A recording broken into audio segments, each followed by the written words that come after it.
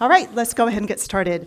Good evening, everyone. And first and foremost, thank you and welcome to attend, I believe, what may be the very first ever All Commissions meeting of the City of San Carlos. Tonight, we have the Youth Advisory Council, we have the Economic Development Advisory Commission, we have our Downtown Advisory Committee, we have members from our Park and Recreation Commission, and also our Planning and Transportation Commission, and also members from the public. We have our consultant team, our city team, lots of members here from the city to be able to assist us tonight on our journey here to present what we think are very exciting outcomes of the Downtown Specific Plan and Streetscape Master Plan project. We're really excited to be able to share where we are with the project with you this evening. So let us go ahead and officially call the meeting to order. And as we do with all of our meetings, we start off the meeting with a Pledge of Allegiance. So if you could please join me. I pledge allegiance to the flag of the United States of America and to the republic for which it stands, one nation, under God, indivisible, with liberty and justice for all. Okay, so this next section is going to be an opportunity where the commissions and committees can sort of get to know each other a little bit better, since you're all in the same room at the same time, maybe ever. So we're going to be doing that via roll call. And if I could ask you for your help, when I call your name, so I'm going to go group by group, but when I call your name, if you could please raise your hand. That way others in the room can learn, who's here tonight and everybody get to meet each other. So I'm going to go ahead and start the roll call off with the DTAC. So if you can say, yes, you're here, and then raise your hand. Okay, James Bertram. Yes, I'm here. Thank you. Madison Blanton. Allie Board. Yes. Amy Buckmaster. Sri Charan Chandrasekharan. Allison Cheng. Here. Tom Davids. Here. Jean Denner. I have Samina Gunwala, but she's not on the DTAC anymore. Actually, Samina's, or maybe Samina is, but you're going to be roll called on the Youth Advisory Council, so I'm going to pass. Anthony Cam. Oh, and again, I'll call you again for EDAC, but thank you, Anthony. And same with Dylan. Cecile Lee she's not here tonight. Okay. Sorry, there's a little bit of crossover. So some of you may start to realize that members of our Downtown Advisory Committee, some members are representatives from some of the other commissions. Donna Lira. Thank you. Tracy Massaro. Mark Maxwell. Monette Meredith. Thank you. Liz Min. Joaquin Pedron. Okay, now we'll move on to EDAC. I have Kelly Hickey. I'm sorry, I said EDAC. I should say the Economic Development and Advisory Commission, but just so you know, everyone at City Hall calls you EDAC. I'm sure you know that already. Anthony Cam. Great. Laura Cote. Rajesh Krishnan. Thank you. Madhura Kumar. Thank you. Heather Liu. Sailesh Mehra. Thank you. And Karen Molinari. Great. Okay, for the Parks, Recreation, and Culture Commission, Robert Boiler. Tony Chow. John Durkin. Great. And Cecilia is not here this evening. Julie Lubetkin. Great. And now on to our Planning and Transportation Commissioners. Jim Iacopone. Janet Castaneda. And I can share with the rest of the group that we're missing Kristen Clements, Ellen Garvey, and David Roof this evening.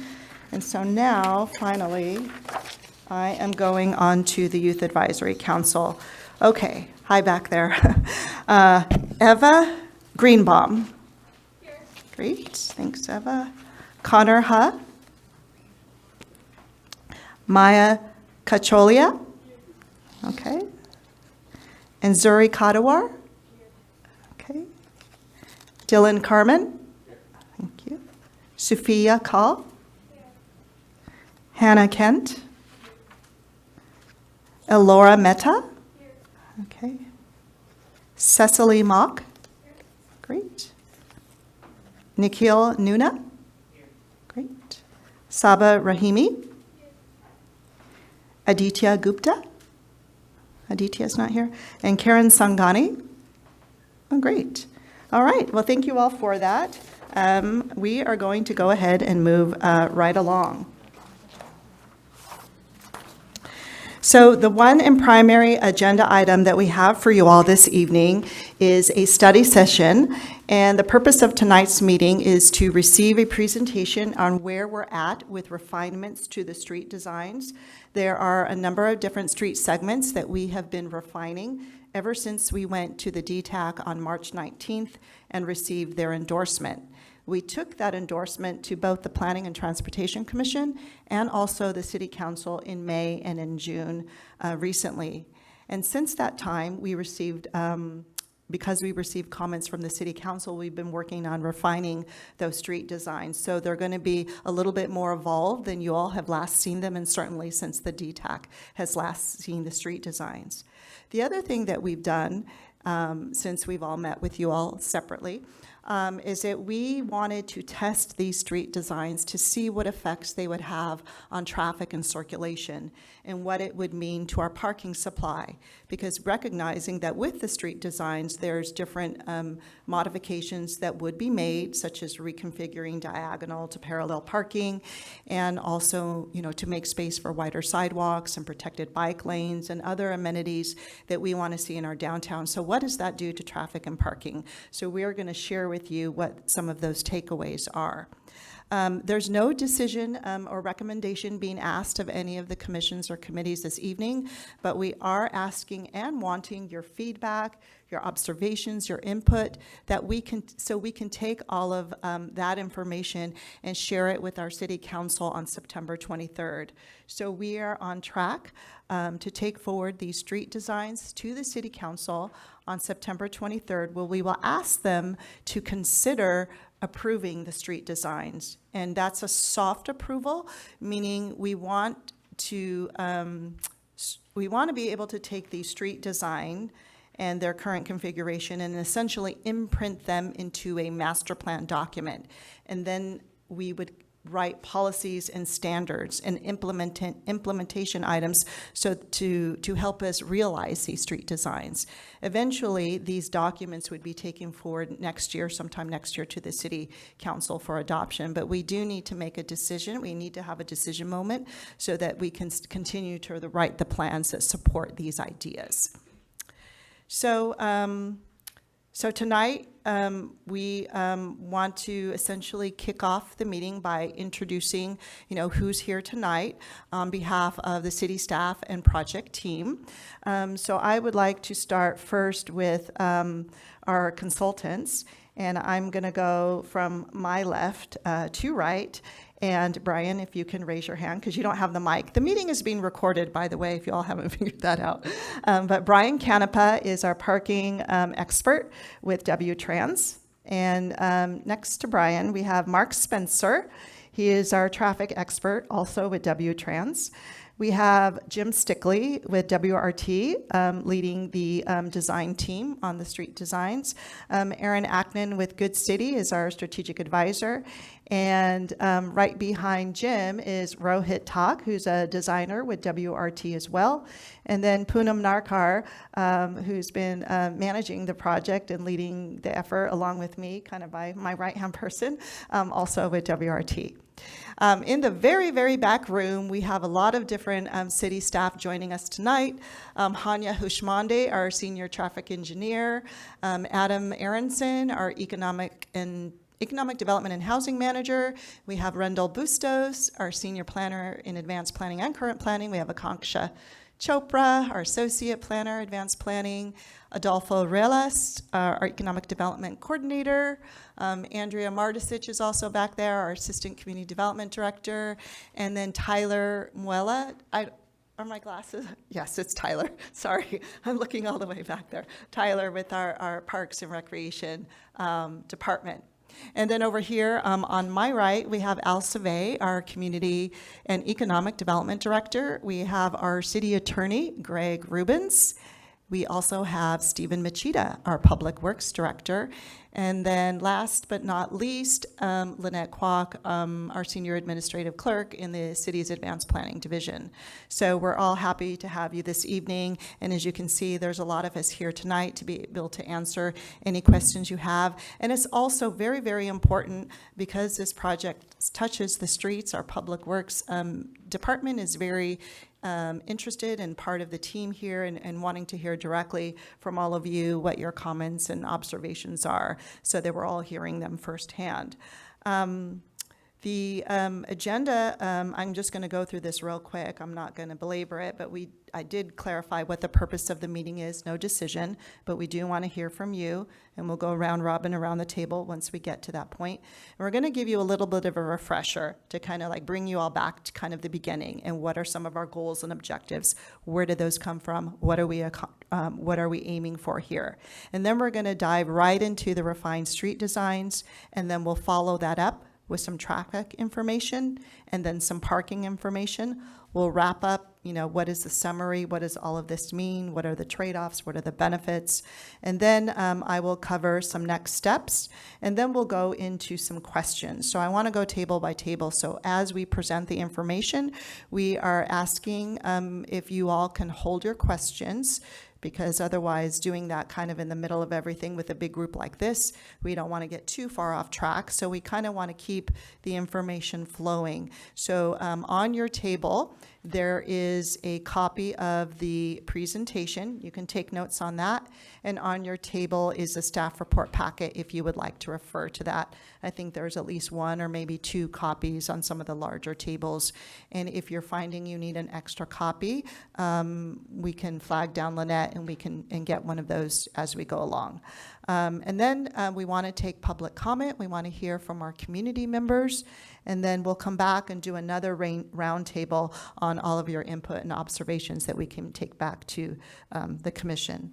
So without further ado, well, I have a slide here.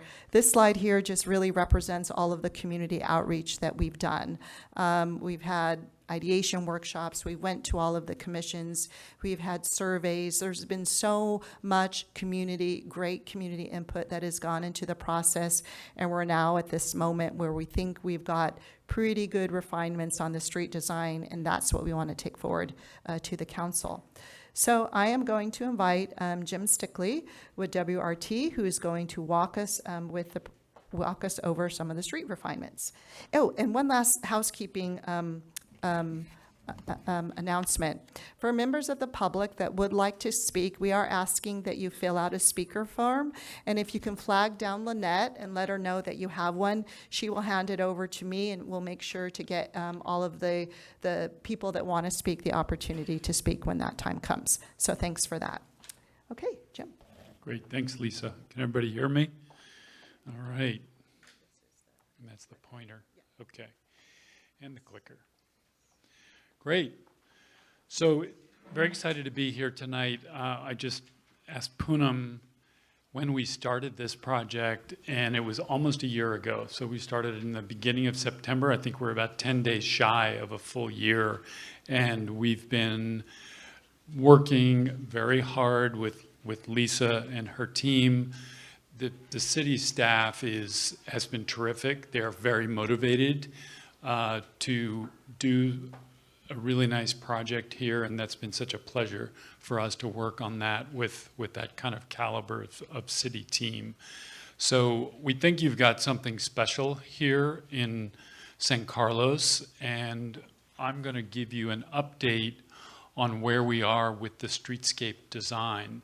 And as Lisa said, we are pretty close to having something that we think is good and that responds to all the input that we've been receiving from the community. We've met with each of these commissions separately at various points throughout the process and have gotten some really good input. And each time we've incorporated that input back into the design. And so we think that what we're presenting tonight is a reflection of what we've heard from all of you. You know, of course, with some of our professional opinions influencing certain things. So it all starts here with the vision for downtown, and there was actually a draft vision when we started the project that the task force had been working on, and so we've taken that and we've refined it over the months that we've been working on the project, and it has things like the downtown is the heart of San Carlos. It's the living room of the community. It's where people want to come to feel comfortable, to socialize, to shop and dine, and just hang out with their kids and their dogs and have a coffee.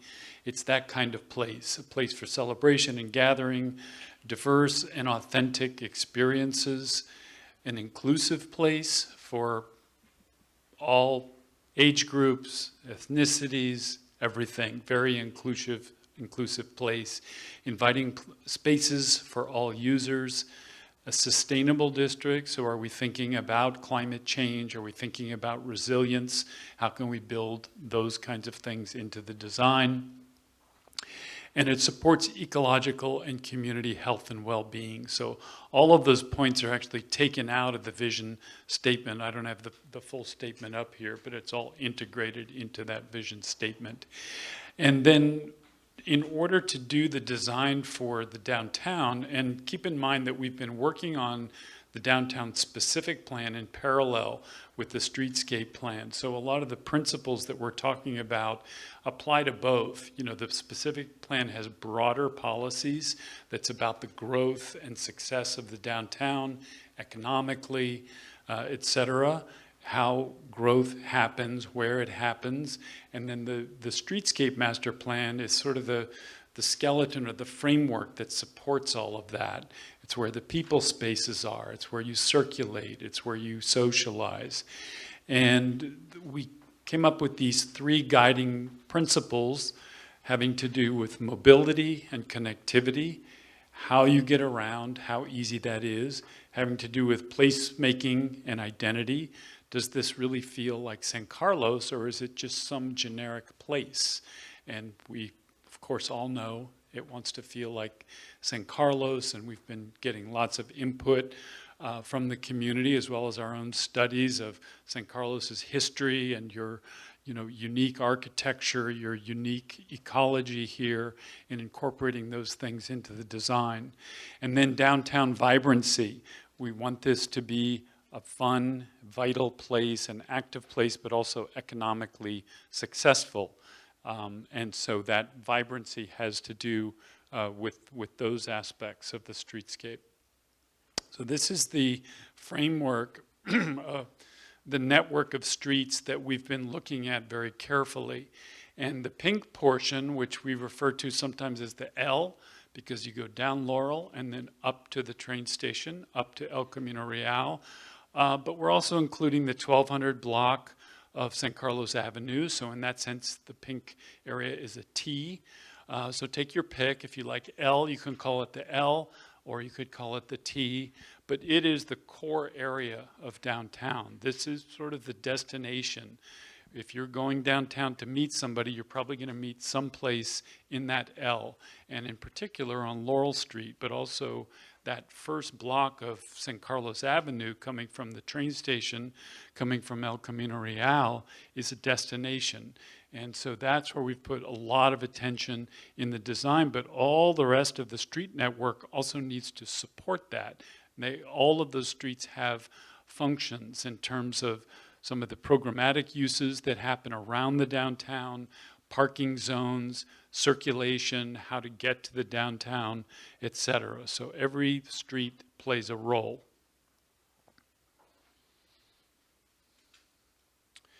And this is now zooming into that core area. So you can see the 3 blocks of Laurel, the 600 block on the left. The center block is the 700 block, which is the block that has been closed to vehicular traffic. And then on the right is the 800 block. And then the 11 and 1200 block there on the left of San Carlos Avenue. And this starts to show you, this is an illustrative plan showing the changes that are being proposed for this core area. Also looking very carefully at El Camino Real. What are the changes proposed for that to humanize that corridor, make it safer, accommodating bicycles, accommodating better crosswalks for pedestrians, et cetera. So all that starts to be shown in more detail. And I think that before we switch into some of the zoom ins, I wanted to point in sort of one of the big moves in these 3 blocks is much, much wider sidewalks. We're going from about 9-foot sidewalks to 20-foot sidewalks, so more than doubling the width of the sidewalks. Why? To accommodate a lot of things that have been expressed to us as being important to this community. Outdoor dining, space for seating, space to walk and circulate and not be crowded on the sidewalks. All of the parklet activity actually would be moving to the sidewalk. So there would be a dining zone on the storefront side of that 20-foot width. So all of these streets, both sides of the street, are increasing from 9-foot sidewalks to 20-foot sidewalks. Big difference. That's going to be a huge change in your downtown. It's going to transform your downtown, we think, in a very, very good way. The same thing with the 11 and 1200 blocks of San Carlos, going from narrower sidewalks to, again, 20-foot sidewalks there that can accommodate the outdoor dining and a number of other things. So that's a big move. Another big move is in these 3 blocks, there is sort of a meander that happens in here, and you can kind of see it on this plan. And the reason for that is, there's several reasons for that. One is when we first presented concepts for mainly the 700 block, should this be a very formal promenade or should it be more of a garden kind of feeling? We got a lot of feedback that said, well, we like aspects of both, so can those be combined? And so we ended up with a configuration where the promenade is there. That's the place to stroll, to see and be seen, but it does sort of go from side to side, so it's not just a straight shot down the 700 block. And every time it swings over, there's a grove or a rain garden that happens there. So we're adding a number of these places of greenery that are going to be quite noticeable. If you can see them from way back there, which I think you can, they're pretty large. And so there are these garden elements with groves, with shade, and they're sort of where the street snakes back and forth. In the 800 and 600 block, we can use that same meandering back and forth to go from parking only on one side, and then as you go a little further down, parking switches over to the other side. So something has to give when we're widening sidewalks to 20 feet, and what gives is going from diagonal to parallel parking, but also eliminating parking on one side of the street, but not the whole block. So you have parallel parking on one side of the block, then you swing over, and then you have parallel parking on the other side of the block. So that meander is sort of the common design language for all 3 blocks. That's what unifies it. It's what makes it feel like it's all part of the same downtown public space. So I'm just going to go into a little bit more detail for each block, but here you can see the meander. You can see the parallel parking on this side, meander over, parallel parking on that side. There's a prominent public space here at Wheeler Plaza. It's a multi-use plaza where you'll have opportunity for outdoor events, for music. There's a pavilion there that can be used for a stage. There's an area for pop-up market, but mainly just a large space that's very flexible in its use and can be used for many different things year-round. And then you can see San Carlos Avenue on the left. It's going from 2 lanes in each direction to 1 lane in each direction. Big change. And Mark is going to talk a little bit more about how that happens and its effect. But what you get for that is much widened sidewalks, 20-foot sidewalks, bike lanes, protected bike lanes on San Carlos, another big change, much safer to ride your bike through those blocks. So those are some of the main design elements on the 600 block, and you can see these images show what some of those might look like. The groves, the shady groves and rain gardens here, the Wheeler Plaza here coming across Laurel, pop-up markets, a stage that can happen in the pavilion for musical events, and just plenty of space for programmed events, for outdoor dining, etc. And then this is the center block. This is the 700 block. Similar meander, big public space right in the center. And then right where Harrington Park joins that, this is sort of the center of downtown. This is the meeting point. If you want to meet someone, meet me there at the Central Plaza. Meet me at the fountain. Meet me at the pavilion. This is a pavilion here, which would be also a multi-use structure. You could have performances there. You could have exhibits there. You could have outdoor movie night. So all of these elements are designed to be very flexible in their use.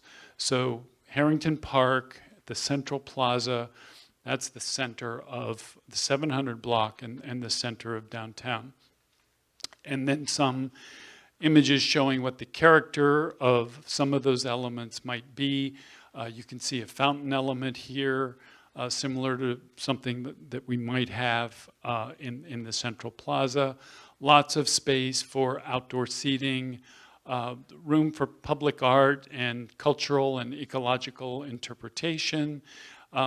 Just lots of different programming that can happen. An oversized chess set, cornhole games, lots of different things that people, families can just come and relax and have fun with a whole variety of activities. Movie night, as I said before, and then plenty of room for outdoor dining in these expanded sidewalk zones along the storefronts. And then the 800 block, similar meander, similar parking on one side, then parking on the other. Central Plaza in the middle, and even though this is a vehicular block, when this street is closed off for a festival, it will have a central space right in the middle, right across from the Bianchini's market, where different activities can happen in that plaza. And here you can see some images of what that might look like. These groves and rain gardens, again, those are ubiquitous throughout the 3 blocks. Where you do have those gardens, you have this sort of long sculptural seating along the edges of those garden areas, just lots of places to sit. This is something we heard time and time again from lots of people. Where can I just sit down and relax and not have to pay for it, with a meal? If I'm, just there to hang out, where can I sit down? So lots of flexibility. And yeah, another image of the Grove here and what that might look like. So this all translates to very specific cross sections for each street. So I'm going to really quickly go through this, but this is Laurel Street. This is the 600 and 800 block. These are the blocks that accommodate vehicular traffic.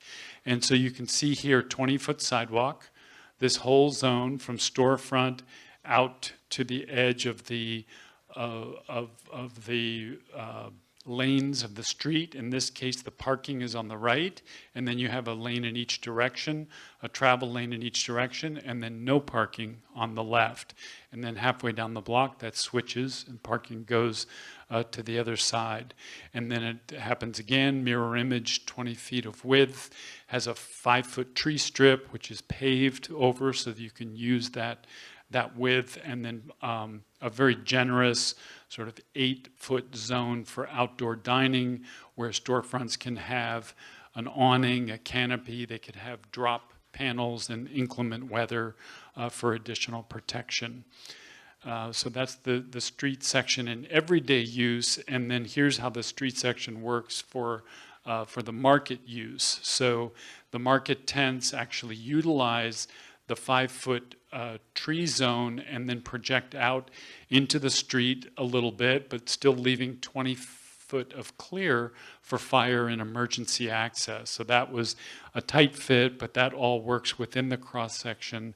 The tents, the market stalls do take part of that 20-foot width, and that's, you know, that's the condition on market day, but still room for circulation behind that and still room for outdoor dining next to the storefronts. And then this is a view of looking down the 700 block. You can start to see some of the design language that I referred to. The rain gardens here with their flowering tree groves, consistent street trees going all the way along, plenty of room for outdoor dining on the sides, opportunities for seating, these long sculptural benches that go along the edges of the rain gardens. You can see a little hint of the water feature here in the central plaza. You can see a little hint of the pavilion here projecting out from Harrington Park. And then just programmable space. We've got a chess set here, and then just this long, generous promenade just going back and forth through the length of the block. St. Carlos Avenue, similar language, 20-foot width on either side.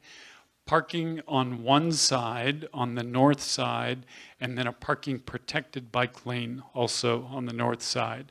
On the south side, no parking, but a protected bike lane, and then one lane, one travel lane going in each direction, and then a continuous turn lane in the middle that for left-hand turns that for both directions. So that's the cross-section for San Carlos. I think Mark is going to talk a little bit more about that in his segment. Arroyo, this is a critical connection over to the East Side Innovation District. It goes underneath Caltrain. There's a little tunnel there. And that connection has become increasingly important as the East Side Innovation District develops. All of the campuses there, the biotech start to take hold. All of those workers want to come into downtown for lunch or after work and back and forth. And so this Arroyo connection is what will accommodate that. And that will happen both in the sidewalk width, but also in what we're calling a bike boulevard. So this is a street that is designed for bicycles, but cars are allowed in the street. So it's just a little bit a different way of thinking about a street. It's still bikes and cars, but the bikes have priority, and there are design features that sort of keep the car circulation pretty calm.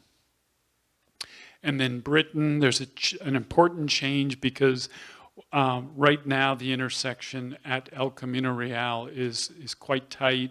There's that 2 lanes westbound that merge on this block of Britain. What we're suggesting is that merging happens on the other side of Old County, so farther east, and frees up some space here that we can actually get bike lanes on either side of Britain. And then we want those bike lanes to be safe and continuous through the El Camino Real intersection, through Old County Road intersection, and then some of those bikes will be turning either way on either El Camino Real or Old County, and some will be continuing farther east on Britain.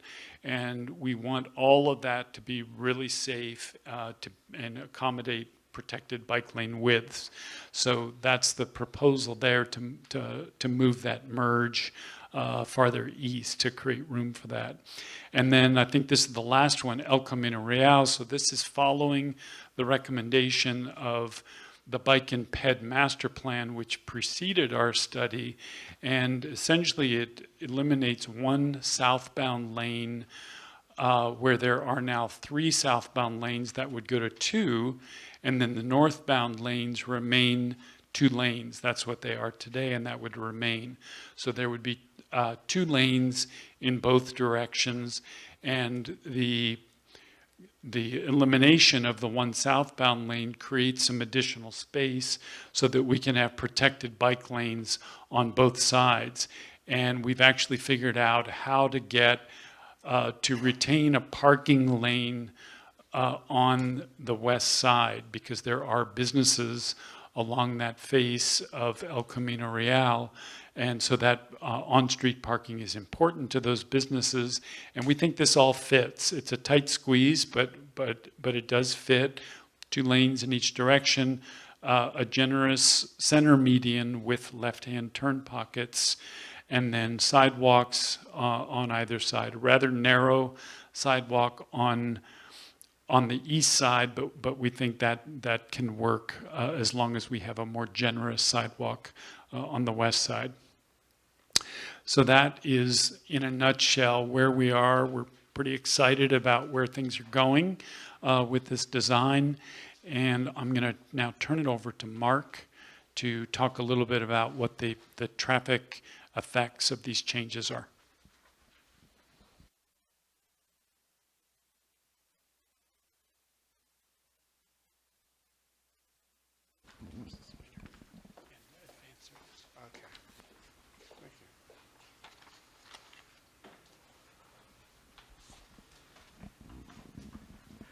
Oh, thank you, Jim. That was a lot. And there's a lot being there. So our job as the transportation, and my colleague Brian as a parking professional, they come to us with, we're helping shape this plan. What does it mean? What's going to happen if we do this? And everyone's like, is this possible? Like, is this going to bring everything to a standstill? Am I still going to be able to park? There's a lot. And so we've been looking at this, and I want to share with you our initial findings and just give you a window into what we see. So I want to start off with where did we start? Today, what are the existing conditions right now that we all experience as we come through San Carlos every day? Now this is from the Bicycle and Pedestrian Master Plan. And we started this with not just the roadway network, but what is the city's vision? What's already established for future bicycle network? What's established for the future pedestrian network? A lot of colors, a lot of dots and all sorts of things on here. But I want to focus your attention. Just look at the very middle of the screen. You'll see blue rectangles on El Camino Real. That's a big change for El Camino Real. Let's start with that as a basis for what we want to do. Now let's start with east-west connections and continue with east-west connections. How do we bring people from downtown to Caltrain to East San Carlos? We're not operating in a vacuum. The success of downtown and the vision that we have is intertwined with the vision for the Caltrain area and what we're doing in East San Carlos. East San Carlos grows. We add more development, we add more workers, we want them coming into downtown. Well, we want to be able to facilitate that. We want a circulation system that works, not just for these areas, but for the community as a whole. So we're looking at all of these things in totality. We're also starting with a very basic premise that we've closed the 700 block. We're enjoying it now. And we've had this for a few years, and guess what? Traffic did not come to a halt. Traffic adapts. It's flexible, it's resilient. It finds another way. So you're not driving on the 700 block anymore, but we're still coming downtown. Maybe we're parking somewhere else, we're taking a different route, but by and large, it's working from an overall circulation perspective. Yes, it's a change, but it's working. And that's really important as a basis for us to take a look at what is happening today. This is the same map that Jim was showing earlier. And you see the 700 block is that big pink thing right in the middle. And what happens? Well, we've worked our way around that, and you'll see 3 yellow dots at the very top. Those are the intersections on El Camino. Those are kind of gateways in and out of downtown. On the far left is Holly, and then you have San Carlos Avenue. There's the second one from the left, and this is Britton Avenue on the right. The reason those are yellow is those are currently rated. As we do in traffic, we like report cards, but level of service A, B, C, D is still acceptable. It wasn't when I was growing up, but in traffic, evidently, E's and F's are where things start to get congested.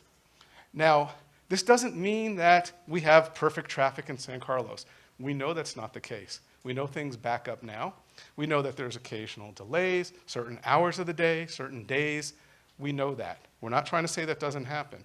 These are the hot spots that we want to watch. and say, what happens here? Because these are the 3 spots where things have been building and where we know we hit some congestion from time to time. How will this change with the things that we're proposing? We've looked and modeled, by the way, all of downtown, 30 intersections, all the street segments. So we want to say, where are we starting to see some changes? And that's the kind of conversation I want to take you through right now. So what's the near term? Well, in the next 5 years, what happens? In the next 5 years, we're going to implement some roadway changes that are proposed. Some of the downtown plan starts to come online. It doesn't all happen on one day. It takes a while to achieve that vision. But what will happen? So first of all, what's proposed? Jim was alluding to this earlier. On San Carlos Avenue, and that's over here, okay? You'll see the pink stripe there. A lane reduction, what we call a road diet. A change from 4 to 2 lanes between El Camino and Walnut. Just those few blocks, but it connects Caltrain into that L or that T, and it starts to make that part of the downtown spine. We do that, and we say, okay, we're going to reduce some lane capacity. All right, I'll show you what that means from a traffic perspective, but what do we gain when we do that? Well, we now have pickup and drop-off zones, we have room for wider sidewalks, and we have room for protected bike lanes. We've gained a lot, and what we're trying to do is create a more balanced mobility system, circulation system. We're not going to tell people, you can't drive downtown, you can't park downtown. That's not the case. That will still happen under each of these scenarios. What we're saying is we have to have something that's a little more balanced and give people options so they don't have to drive downtown. There are other ways, particularly for those of us in the community, to move in and out of downtown, to enjoy that and to have those opportunities. It also helps alleviate a lot of the pressure if all we could think of is something that is car-centric and everyone has to drive in and out of downtown. Now, on El Camino, we also have a road diet. And this is in the pedestrian and bicycle plan. That is a big change on El Camino. That lane reduction, and that's in the southbound direction. On this diagram, that would be from left to right, okay, as you're moving southbound on El Camino through town. And what do we gain if we do that? Again, the wider sidewalks, the protected or buffered bike lane, and we get that actually on both sides of El Camino. We're making El Camino more pedestrian and bike friendly, a more human scale, not just for the north-south traffic, but when we do that, we're going to find it's also easier for people to get across El Camino. It works both ways. And not everyone is a comfortable cyclist riding in traffic. Not everybody should be. So the idea of protected bike lanes, separating it as much as possible from traffic, allows for a safer, more enjoyable condition for those that do want to bike. The wider sidewalks, again, a much different experience for us. Well, if we do that, what happens to traffic? Well, previously I showed you those 3 yellow dots across the top. They're still at level of service D. They're still acceptable. We haven't shut down the system. Yes, there'll be some more delays, and there'll be some more backups of what we call queues. All right, those green bars that you see there, those are going to start to appear because we've reduced the capacity on San Carlos Avenue. Traffic will start to back up a little more from El Camino back towards Walnut and so on. Also on El Camino itself, same idea. When we go from 2 lanes or 1 lane in each direction, it does narrow it down, creates a bit of a bottleneck, and things start to back up. What does that mean for your travel times? It's not a whole lot of change. From one end of town to the other in either direction, it's about a 30-second change. You say, God, 30 seconds is not a lot. If you travel every day, if you're driving every day, it's something you might experience on your daily variation between a Tuesday or a Wednesday and a Saturday. But yes, traffic is going to slow down a little bit. And we have one more intersection at Holly and Laurel, because we're starting to use Holly more because you're going to see that shift in traffic. Because, again, we've narrowed down San Carlos Avenue a little bit. Traffic starts to find different routes, starts to shift a little bit. However, everything is still working really well. It is a change. We do have more delays and some queues of traffic, but it's working really well, by and large. And actually, that's without the proposed road diets. It actually doesn't change with the road diets, so that's why I think it was the same thing. With the road diets, however, let me back up 1 second. I lost my place. This first diagram, if we do nothing, if we don't do the road diets, this is kind of what's going to happen just by natural growth in the area. Okay? 5 years from now, traffic's growing all around us. It's growing in Belmont, it's growing in Redwood City, it's growing on the peninsula, El Camino is growing, 101 is growing. Traffic, it's called ambient growth. Traffic will grow. But with the road diets, we see that the intersections don't change that much. The queues get a little bit bigger because we've, constricted the roads a little bit more. Not a whole lot, but they do grow, okay? And what happens? Intersections remain. We have about 35 seconds of delay. That's what those yellow dots mean. That's what a level of service D is. It's about an average of 35 seconds per vehicle. For comparison, if you go to like an E or an F, you start getting into 45 or 60 seconds. The queues will grow by about 200 feet. Well, 200 feet, what does that mean? That's about 8 car lengths. That's what we would see. So they're growing by more car lengths. But again, it's not gridlock. It is changing the patterns of what we're seeing around downtown. Okay? Now, this is also a worst-case scenario in that we're not assuming mode shifts. One of the reasons we're putting in and spending a lot of time thinking bicycle facilities, pedestrian facilities, curbside management, meaning more use of like Uber and Lyft, what we call TNCs or network connections. These are changes that are happening all around us.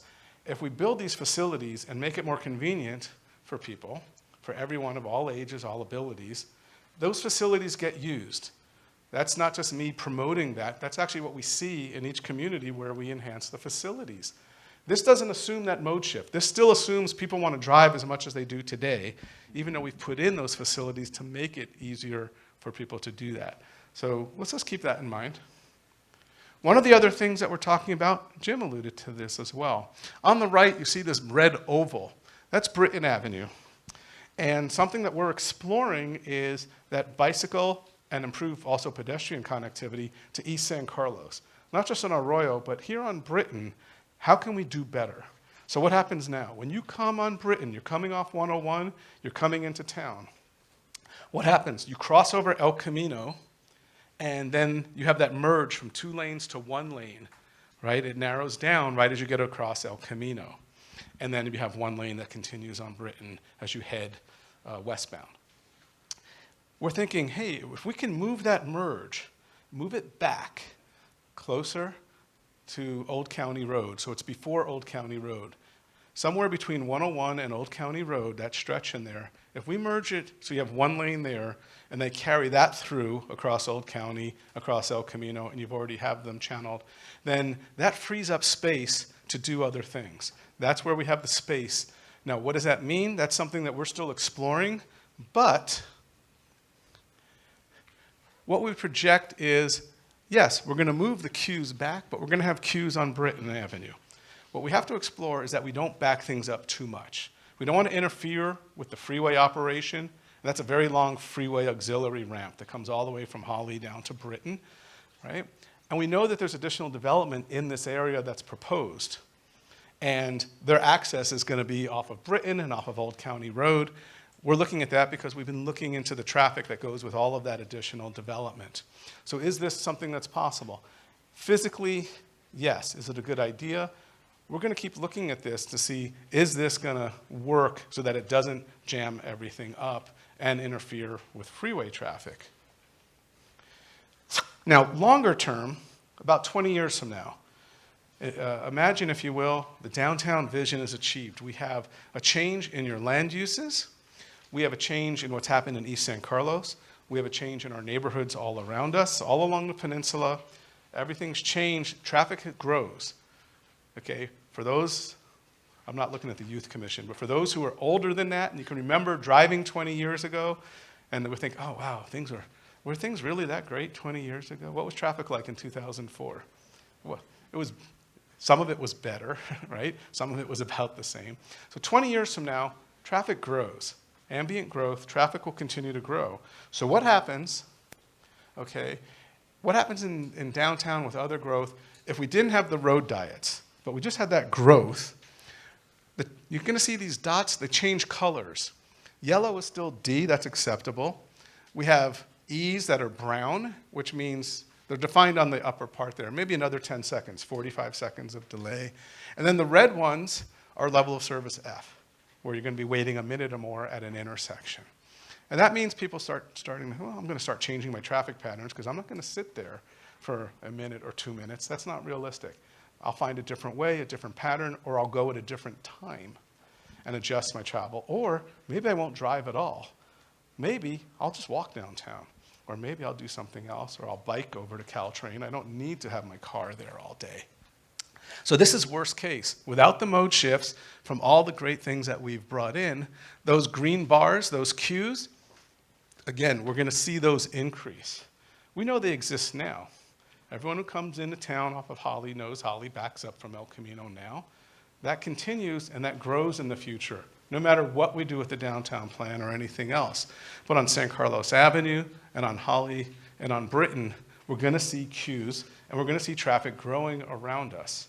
So do the road diets, which help bring in a lot of the pedestrian and bicycle connectivity, how much does that change things? Well, it does change things. We see a few more intersections becoming a concern. And again, this is 20 years out, but without a shift, it's still full traffic demand. And we see queues growing. I don't want to be alarmist about this. I'm going to tell you the truth. I'm very honest about this. Traffic will grow, but this is not, despite what this looks like, this is not gridlock. This is still a manageable situation. It is a change. Traffic will be slower. When you have a downtown, that's the trade-off. You have more people walking, you have more people bicycling, you have slower streets. That's part of the trade-off with creating a more vibrant downtown. You want to bring more people, you're going to bring things that go with that, right? And at the same time, you don't want to shut down the system. Will people still be able to drive downtown in 20 years and park?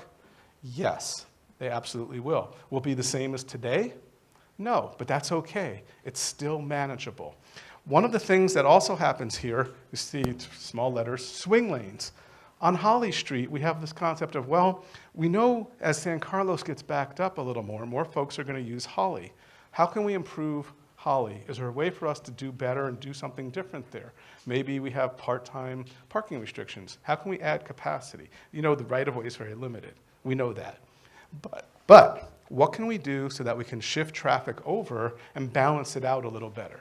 It's going to naturally want to do that, and there aren't a lot of other options. Okay? People obviously are going to use Holly to get to and from 101. We have to respect that and make sure that people can still do that, because that's the natural way, and it's also the only full interchange to go north or south in the area. So the swing lane concept and also those improvements on Holly, some of that's built into here, but we could also do better with some signal timing improvements and some other types of concepts. We don't want to build our way. You can't build your way out of congestion. We're not talking about widening streets. Quite the opposite. We're talking about a more balanced system in the future, and it will work, but it'll be a change. But it also is a really good change because of everything we can gain with that balanced system that we can envision.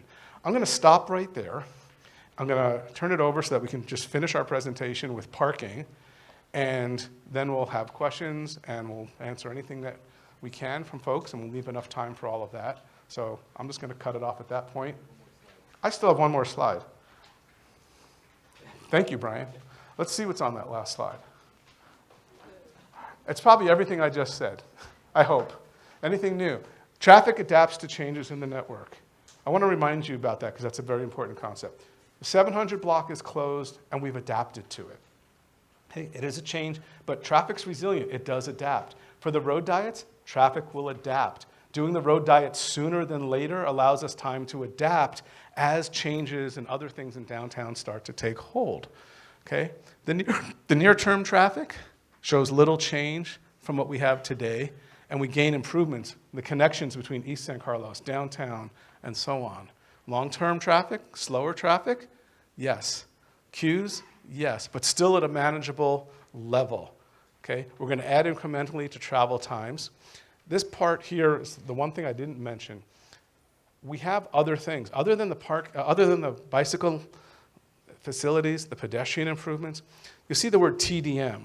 Now, Parking and Transportation Commission, they know what TDM is. In transportation, we use a lot of three-name acronyms. TDM is Transportation Demand Management, or trip reduction. programs? How do we get people not to drive solo in their cars? How do we encourage carpooling? How do we encourage people to use a bicycle, to take transit, to walk when it's available and they want to do that and it makes sense to do so? Part of all of this development, not just downtown, everything in East San Carlos, all along the peninsula, there's an emphasis on these TDM programs to balance the system and reduce the number of single occupant trips. This is built in, so this is very important. We will be seeing that. The swing lane on Holly and Elm Street traffic shifting is very important for us. And then Holly Street having that added capacity as part of the improvements that we'll see. That's an important part of the program. So there's a lot of elements to it to make it so that it still functions, it still works, and we're not shutting down the system. Thank you for that reminder on the last slide. I'll get you back later. All right, thank you for that. I appreciate your time listening. We have one more part of the presentation on parking, and then we'll go to questions and answers. Yeah, I got it. All right, thank you, Mark. Okay, I'm going to switch it up here for a second, otherwise you're going to think we're the same person. That works? Okay. Sorry, I'm going to bring this down a little bit, as I am not a tall man. All right. Hello, everybody. Brian Canepa. I'm going to be talking about parking here. Now, as Mark talked about previously, obviously there's the impacts associated on circulation and traffic, and we want to be able to analyze and assess the same impacts on parking. And so I'll dive right into it, because I'm sure everyone's wondering, okay, how many parking spaces are we losing? So I'm sorry, am I getting feedback? Hold on a second. Give us the blue one. Yeah. There we go. Okay, much better. So for the increased sidewalk width, for the additional bike lanes, for the additional dining, seating, and everything that comes along with those streetscape changes, the total need for parking spaces is 47. And so you can see them up here on the map, and you'll see the colors in red. The 47 come from 7 on San Carlos Avenue, 25 on the 600 block of Laurel, and 15 on the 800 block of Laurel. There we go.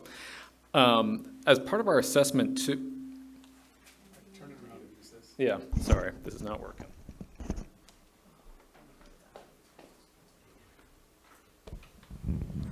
All right, let's try this again. Sorry about that. Part of our assessment, though, not only in terms of looking at potential parking loss, is to take a look at how much parking is currently there and available. We actually did a few days worth of parking data collection in 2023, looking at how many overall spaces there are, both on-street and off-street in the downtown, and how many are occupied at various points in the day, particularly for a few hours during the middle of the day, where there tends to be the most demand, in the evening hours when people are out at bars and restaurants and frequenting those, and also late at night, because we're also concerned about potential impacts to a lot of the residents who live in the area, many of whom might park on street. And so what we found was at the peak of the peak time, when most cars were on street in downtown, it was noon on a Thursday, noon to 1, pretty typical for most downtowns. And the numbers in green here show how many available on-street spaces there were at that time. So in total, on this map at this time, you had 175 empty on-street spaces. Now that's generally within a block of Laurel. Sometimes it might be within 2 blocks if you technically take the full walking route. In addition to that, in Wheeler Garage at that peak hour, you had 168 empty parking spaces. So we're looking at this as a kind of a comprehensive whole, saying, okay, we're removing parking. Is there actually available parking currently there to be able to kind of manage that demand? But we didn't want to just look at it from the one time point, right? That's a single snapshot in time. We also looked at on Saturday night, which tends to be the busiest evening hour, 7 p.m. What does that look like? The parking tends to shift a little bit. So there's a little bit less on-street parking. Maybe about 40 fewer spaces are available, but there's more available spaces in Wheeler Garage, which probably makes sense to most people, right? If you have fewer office workers and employees there at night than you do during the day. But even at 7 o'clock on a Saturday, you actually still have a considerable number of parking spaces available. We don't have a slide for it, but also in terms of the farmers market on Sunday. Even at the peak hour farmers market, when the on-street spaces are actually relatively well utilized, there are still about roughly 100 on-street parking spaces available at that time and about 130 in Wheeler Garage. So as I mentioned, this is all informed by this large parking occupancy survey that we did. In total, we surveyed over 3,100 spaces in the downtown, and that includes on-street spaces, public off-street spaces, as well as available or accessible, I should say, private off-street spaces to get a sense of how private lots are used as well. And as you can see here, we have the kind of the key takeaways, as I just mentioned, in terms of the number of spaces available within each area. But we did find kind of globally from the survey that we conducted some interesting trends here. One of which is that, yes, as many of you probably suspect, it's very congested on Laurel, particularly during the middle of the day and during the evening. If you go right now, I shouldn't say literally right now, but these days, if you were going to try to find a parking space on the 600 or 800 block of Laurel, it might be difficult because there are many people parked there. Similarly, if you're trying to park in the public off-street lot on the 700 block, it might be very difficult to find a spot. There are many people who are parking there at most times during the day. It's not just a single hour, it's pretty continually well used. Similarly, during the farmer's market, quite a few people who are parking there on street. I wouldn't say necessarily off street. But at that same time, oops, wait a minute. Did we miss a slide? Oh, one of our slides got cut from the deck. Okay, well, at any rate, at that same time, there are actually a considerable number of vacancies. So if you actually, while it might be full on certain blocks of Laurel and on the off-street lot on the 700 block, if you were to go to Walnut or Elm, for example, at almost all times of the day, there's a considerable number of spaces available. If you were to park in the Wheeler Garage, the Samtrans Garage, and the Caltrain lot, they might be a little bit less accessible, but many, many, many different spaces are open at that time. Overall, if you look at the peak of the peak for the entire downtown at peak hour, again, this is kind of a global look at it, but about 60% of the spaces are occupied at that peak hour, so about 3 out of 5 spaces. Now I'll jump into parking management. So with this in mind, it's really important as part of the downtown specific plan to be looking at really good parking management. And you say, okay, well, what's parking management? Well, effective parking management really involves better coordinating available resources, whether they're on-street, whether they're off-street, whether they're private, and whether they're public, with the idea that we are trying to serve multiple types of users, each with different patterns of parking behavior, right? So we're trying to accommodate employees, for example, who might park there for several hours of the day, who don't maybe necessarily need a curbside spot, but maybe need somewhere safe to walk to and from. You have, for example, your overnight residents who maybe have an apartment who park on street overnight. What does that look like? Patrons who only park 2-3 hours maybe at a time, but are critical to the success of downtown businesses and who oftentimes have an expectation to be able to park closer. How do we manage and service their needs? So all of these work together, and the idea behind the parking management plan is to assess a range of tools available and really have a focus at the same time on those that are the most cost effective. So I'll dive into those right now. One thing I will note too, as part of the parking management, is we are also studying this under the umbrella that times have changed. State legislation has taken effect in the past year and a half that has essentially eliminated the ability of most cities to be able to require any parking be provided within these station areas. So we're living in a kind of a brave new world here where parking management plays a much more critical role because developments that come in may provide parking or they may not. And that's actually dictated by the state now.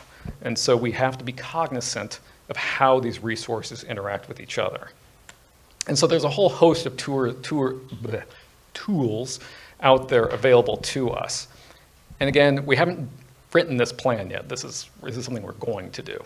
But the idea is that we're going to be looking at best practices from a host of communities that have implemented a wide range of programs here. And we're really kind of starting with a blank canvas, looking at everything. Anything from creating better shared parking agreements with private lot owners that are obviously completely voluntary, looking at different changes to resident employee permit programs, looking to how we manage the curb, right? Traditionally, a lot of people have thought, well, the curb is for parking a car.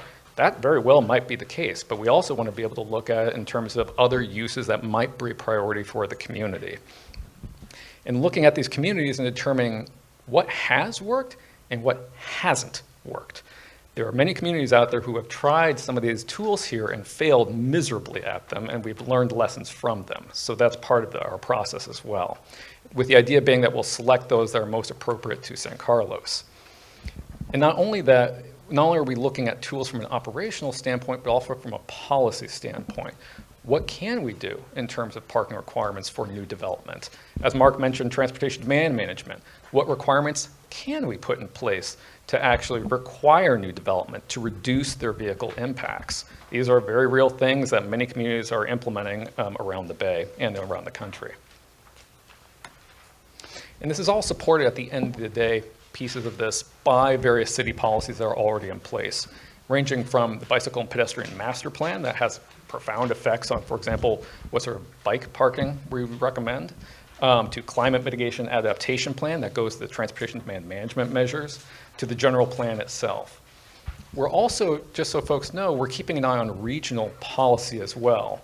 The Metropolitan Transportation Commission has their new transit-oriented communities policy, which the policy essentially has requirements that communities have to meet for their parking requirements in order to stay eligible for grant funding.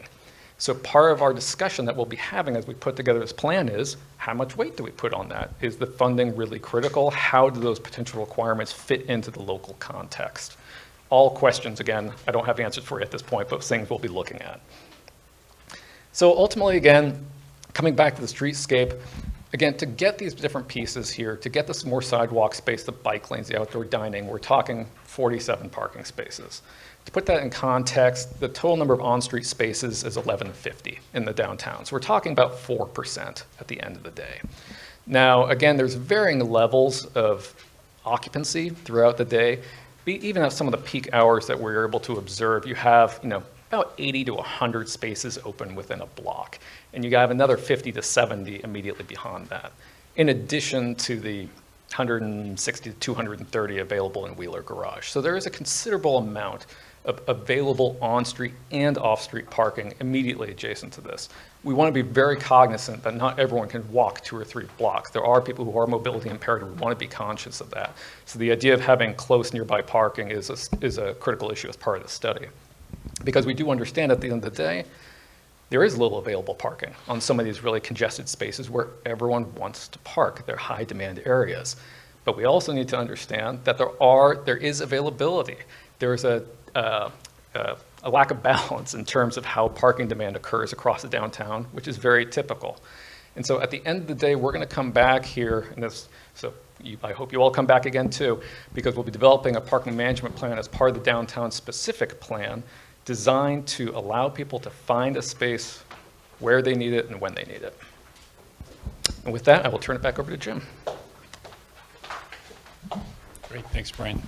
So I'm going to just wrap it up here with one more slide. This is just a recap of the design changes that we've talked about. So significantly widened sidewalks to 20 feet, protected bike lanes, generous outdoor dining space, urban greening, groves, rain gardens, other amenities such as outdoor seating, event spaces, public art, drinking fountains, charging stations, and connectivity between downtown Caltrain and East San Carlos as we mentioned before, for all modes of travel. And the outcomes for all those design changes, we think, are added downtown vitality and vibrancy, improved shopping and dining experience, enhanced pedestrian experience, an increase in visitors, more space for downtown programming and activities, and resulting in people spending more time in downtown San Carlos.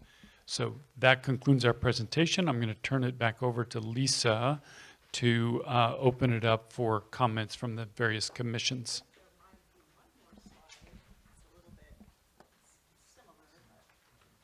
Oh, actually, we took that one out because it's a repeat. Yeah.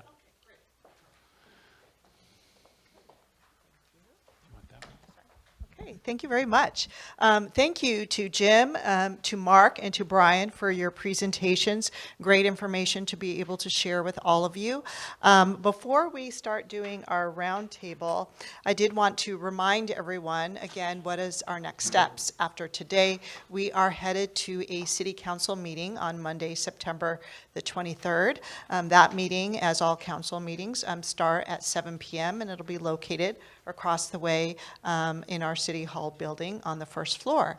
And I want to encourage all of you, because we're really at this moment where we're taking all of this information, we're going to share with the council. You are all hearing the parking and traffic outcomes discussion first, and we'll get your input, and then we're going to be sharing the same information with our city council on September 23rd. And again, this is when we're going to be asking them, do they agree with these street designs, understanding what the trade-offs are? Do they agree with these street designs, and can we take these designs and continue to evolve them in our specific plan and in our streetscape master plan, of course, which those documents would then be released again to the public and be considered for adoption. So we're in the process of creating all of these new plans for our downtown. So this moment coming up at the City Council will be really important, and so we encourage you to share this information with your friends. This is recorded, and you'll be able to watch the playback and share it with others. And we want to encourage folks that, if they're supporting of these ideas, to let the council know. Most of you know that you can write the council at citycouncil@cityofsancarlos.org up here on the screen. And there's also, and I'm glad we provided, because this is a very long URL, but there is a link where you can get access to the staff report and the recording of the City Council meeting if you can't make it. So just again, encourage you all to share this with your network. It's a really exciting time for the city to be able to consider all of this. So thanks for your attention. And now we're going to pivot and get into the part of tonight's agenda to hear back from you. We want to start off our conversation by first asking if there's any questions based upon the information that you've received, this presentation that you received. Do you have any clarifying questions?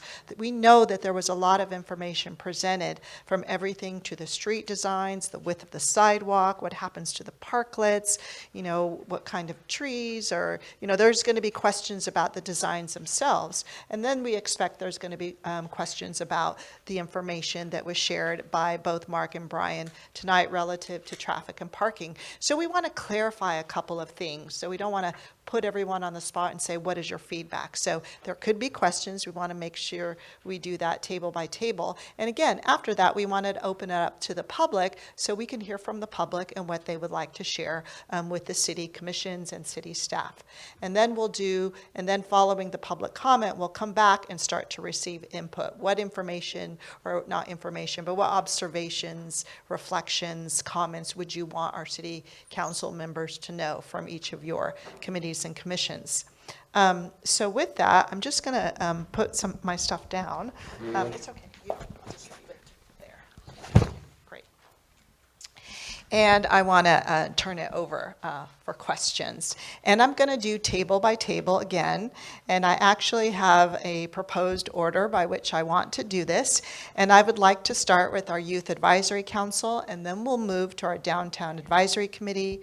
Then we'll go to EDAC and the Parks and Rec Commission. And then we'll wrap up questions with the Planning and Transportation Commissioners. So if that sounds good to everyone, and if the Youth Advisory Council at this time, I believe there's a microphone on every table, so you all can determine who wants to go first, and feel free to pick up the microphone and ask your questions. And we'll check in and we'll make sure that everybody has a chance to ask any questions they would like, and we'll go from there. Can you hear me? Okay.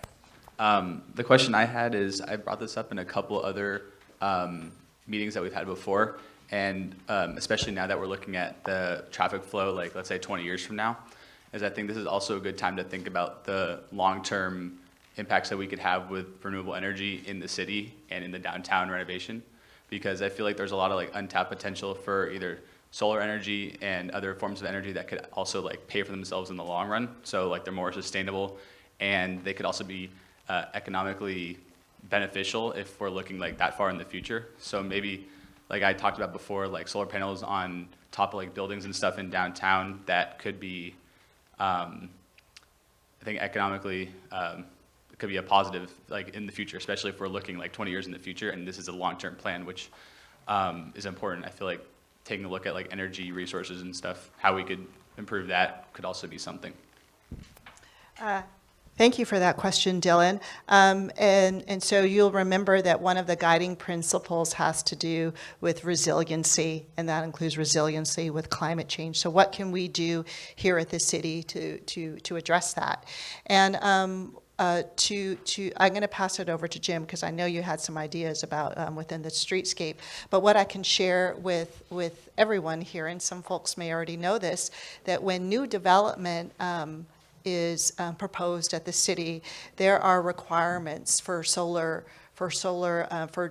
developments being solar ready. And maybe if I can get Andrea to clarify on that, if you don't mind coming up to the microphone just to make sure everyone gets good information and accurate information. But there are requirements that solar panels be provided. Or there's a mic back there, Andrea, if you don't want to walk all the way back up. Or if you're welcome to, but can you share a little bit about that so everyone can hear? Sure. It is. Hello? Okay. Sure. So it really depends on the type of development, but all developments need to be at least solar ready, meaning that they have to be prepared to install solar. I can get some additional details from our building official. He knows the most current requirements, but at the very least, all buildings do need to be solar ready. Sure. And I can just add on the streetscape design, we're definitely looking at outlets throughout. So no more, let's say, food trucks with generators. You know, we want to eliminate all sort of gas-powered generators that are needed for pop-up. So providing outlets throughout, same thing for the stage areas, the event areas, to make sure that there's power outlets there. So everybody can benefit from the power grid, which is, you know, sustainably produced, but also car chargers, so throughout. So, you know, in the parking spaces that we're rebuilding on Laurel, but also the reorganization of the alleys, there would be car chargers provided, not at every space, but a certain percentage of spaces would have car chargers for electric vehicles. Thanks, Jim and Andrea. Are there any other questions from members of the Youth Advisory Council? I think there's a hand all the way. Okay, so I had a question about, I noticed that there are going to be a lot of trees, and around those trees there'd be sidewalks, roads, bike paths. So I was just wondering, how would we avoid tree and root overgrowth? Because I noticed that a lot of times the tree will like break up roads and stuff like that. Great question. I'm so glad you asked, because we have done a lot of thinking about tree health, long-term tree health. And if you saw in the cross sections, there was this sort of the big box underneath the tree. That's actually a continuous trench.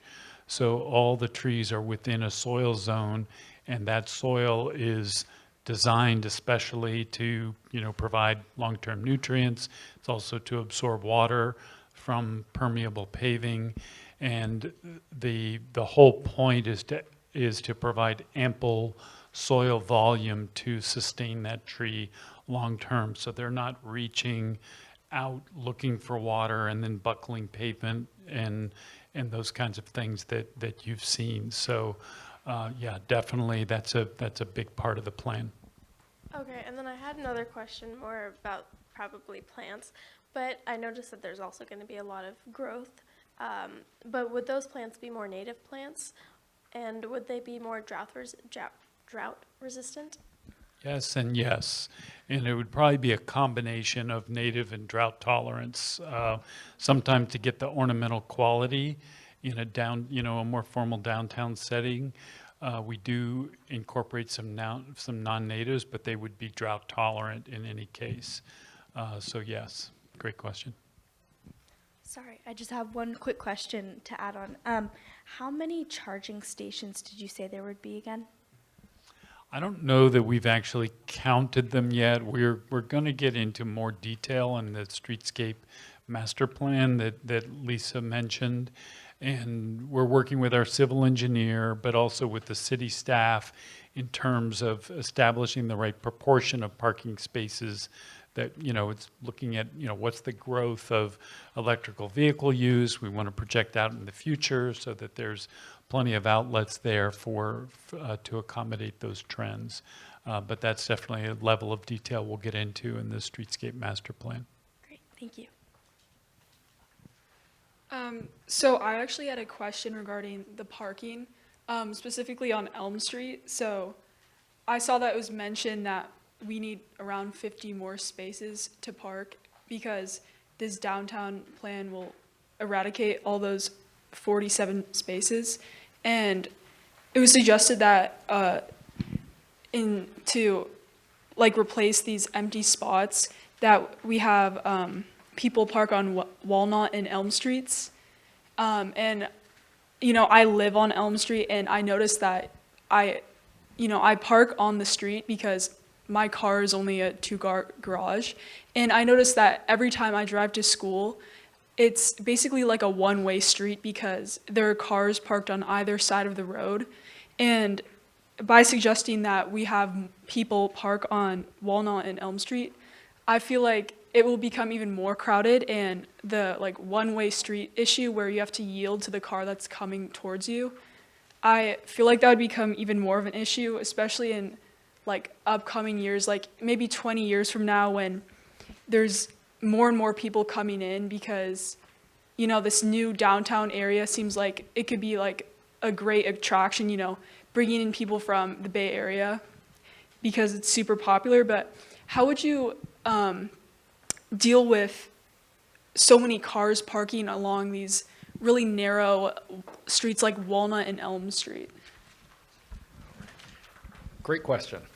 So just to clarify first, none of the numbers that even though I mentioned Elm before, so I understand the confusion, none of the numbers I mentioned before actually included Elm. All of our numbers kind of stopped at Walnut Street. So we actually didn't include Elm within that same area. Okay. That said, the idea is that traffic, if there's removal of parking spaces, the reason why we went through that exercise is we're trying to kind of figure out where people would naturally go, right? If they could, where would they kind of venture to? Now, at the end of the day, though, the idea is that we don't want to just sit back and let it happen, right? The idea here is that we want to be able to manage parking demand in a variety of ways. One of the things that we're looking at, for example, in the Walnut Elm area are residential parking permits, right, that basically prioritize residential parking in those areas so that people, if they do happen to spill over, they can't stay there for very long, right? So there's an idea that we're trying to move people to certain areas. Similarly, I mentioned earlier, there's a lot of vacancies in off-street lots, right, like the Caltrain lot, for example. Now, you might look at that and say, I'm not going to go park in the Caltrain lot, and I would say, of course you're not. But there's an opportunity for employees to park there. Right? Currently, employees, we know from turnover data on street that there are a number of employees who are parking in prime on-street spaces, sometimes staying there for hours at a time. This is detrimental to both the patrons who are visiting businesses as well as nearby residents. Part of the parking management plan is to be able to shift those parkers to somewhere that's slightly more remote, something like the Sam's Trans Garage or the Caltrain lot, so that we can take people who are parking in those areas for several hours at a time, move them over, be able to prioritize resident parking where it's needed. So that, yes, if we do eliminate 47 spaces, where are these people going to park? We want to be able to take advantage of all these empty resources that we have that might not necessarily be convenient to residents on Elm, but might be convenient to other users. And in that way, redistribute demand so that people can still park where they want to park.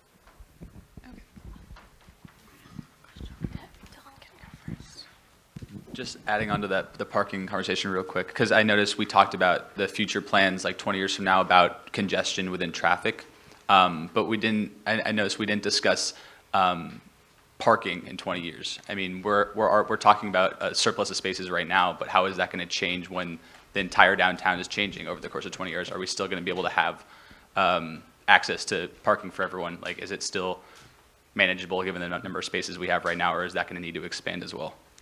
Another really good question. I was waiting for someone to ask this, so I'm glad I prepped in the response. The reason why we didn't show data tonight on this is because we're still working through the assumptions. We run a preliminary analysis on this based on build-out projections. As I mentioned earlier, state law basically has eliminated minimum parking requirements for downtown. Previously, if Mark wanted to build an office in downtown, we would know exactly how much parking he has to provide. That's no longer the case. So we're working on what market trends are like. So from market trends, kind of what we're assuming at the moment is that a lot of commercial development, like small retail and things of that sort that come to downtown, are not going to provide parking. If I'm a 3,000 square foot retail shop, I'm not going to try to build parking spaces.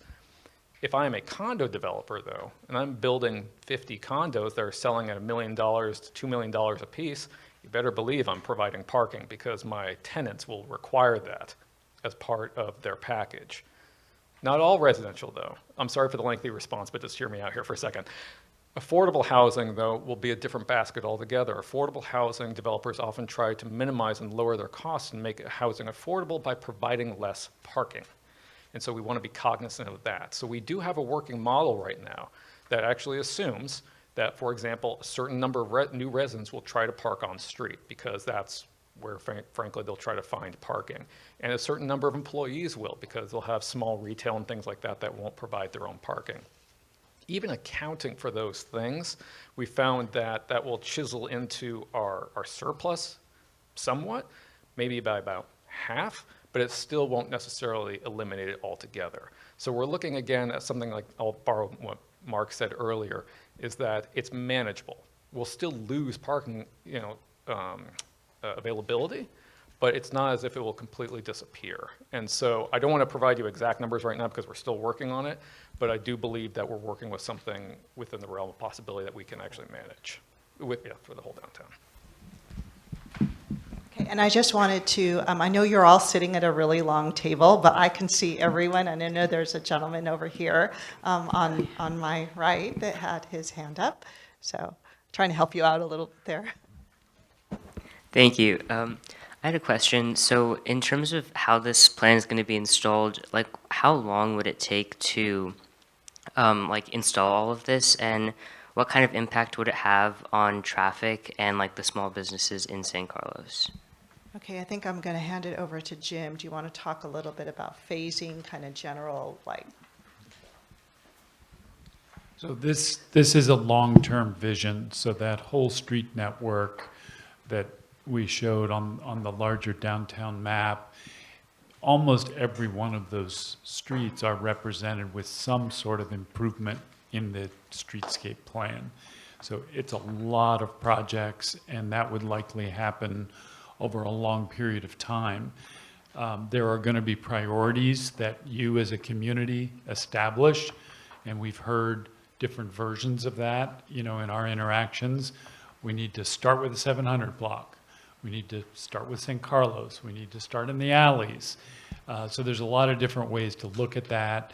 And so likely the way that would work is that the first, let's say, few phases of the project, which might be 3 different blocks, let's say, 3 different phases, might happen over the next, say, 5 to 8 years, something like that. But then after that, there are, many, many more phases that would just happen over time, and that would be subject to, funding and different ways of identifying funding sources, whether that comes from, developer impact fees from developments that are happening elsewhere in the city, to bond measures. There's lots of different ways to fund projects. So it wouldn't all happen at once, but certain key things could happen fairly soon. So it's not determined yet, but that's sort of the general way that we're looking at phasing. And do you think that, even though you're phasing it, do you think there'd be an impact on traffic or like business like in downtown?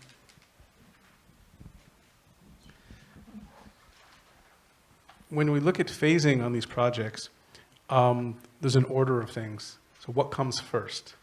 Would you want to see the streetscape changes and then people adapt to that? Traffic patterns kind of change and adjust. There's some mode shifts that people start to get used to. And then that happens as the land uses start to change, sort of gradually, over time. If we have all the land use changes and then tried to put in all the traffic changes at the back end, it would be a much harder effect. The plan has to consider protecting businesses to make sure that the plan, which is designed to bring more people to downtown, that there's ability to bring the people downtown. So generally in the phasing, you want to say, what are the trigger points? When do we actually need to implement certain changes? When would this intersection need to be improved? Or when would this roadway need to change, or this traffic signal? Or when would the plaza be built versus something else? So all of that gets worked out so that it kind of works kind of like a puzzle. You say, okay, if we expect this, we have to have this in place to ameliorate those effects. So all of that gets worked out in the plan, and then as the plan gets developed, then you'll see what comes first, if that makes sense. The traffic that I showed earlier actually shows that with some growth over the next 5 years, and with traffic growth over the next 5 years, traffic's not going to change dramatically in the next 5 years, even if nothing else changes. Just growth happens all around. Then with the streetscape changes, which we would recommend sooner than later, and have that adjustment happen, because that actually facilitates a lot of other things. That's like the underpinning that could really help. Now, I'm biased because I'm a traffic guy, right? So traffic always comes first. But it's true that if we have those roadway changes in place first, and we're also thinking, okay, let's figure out how the replacement parking works, it sets the stage where you can accommodate more development. You can also, not just downtown, but what's happening around, and also things elsewhere outside of downtown, it logically flows that way versus the inverse. So that's part of what we build into the plan, and it can work. I think you guys need to touch on the fact that we did change downtown 20, 25 years ago, and it was a very messy project. Laurel Street used to be parallel parking 20, 25 years ago, the whole street, before they made these cute little angled spots that are very convenient to get in and out of. They're not talking about it, but about 20, 25 years ago they did it.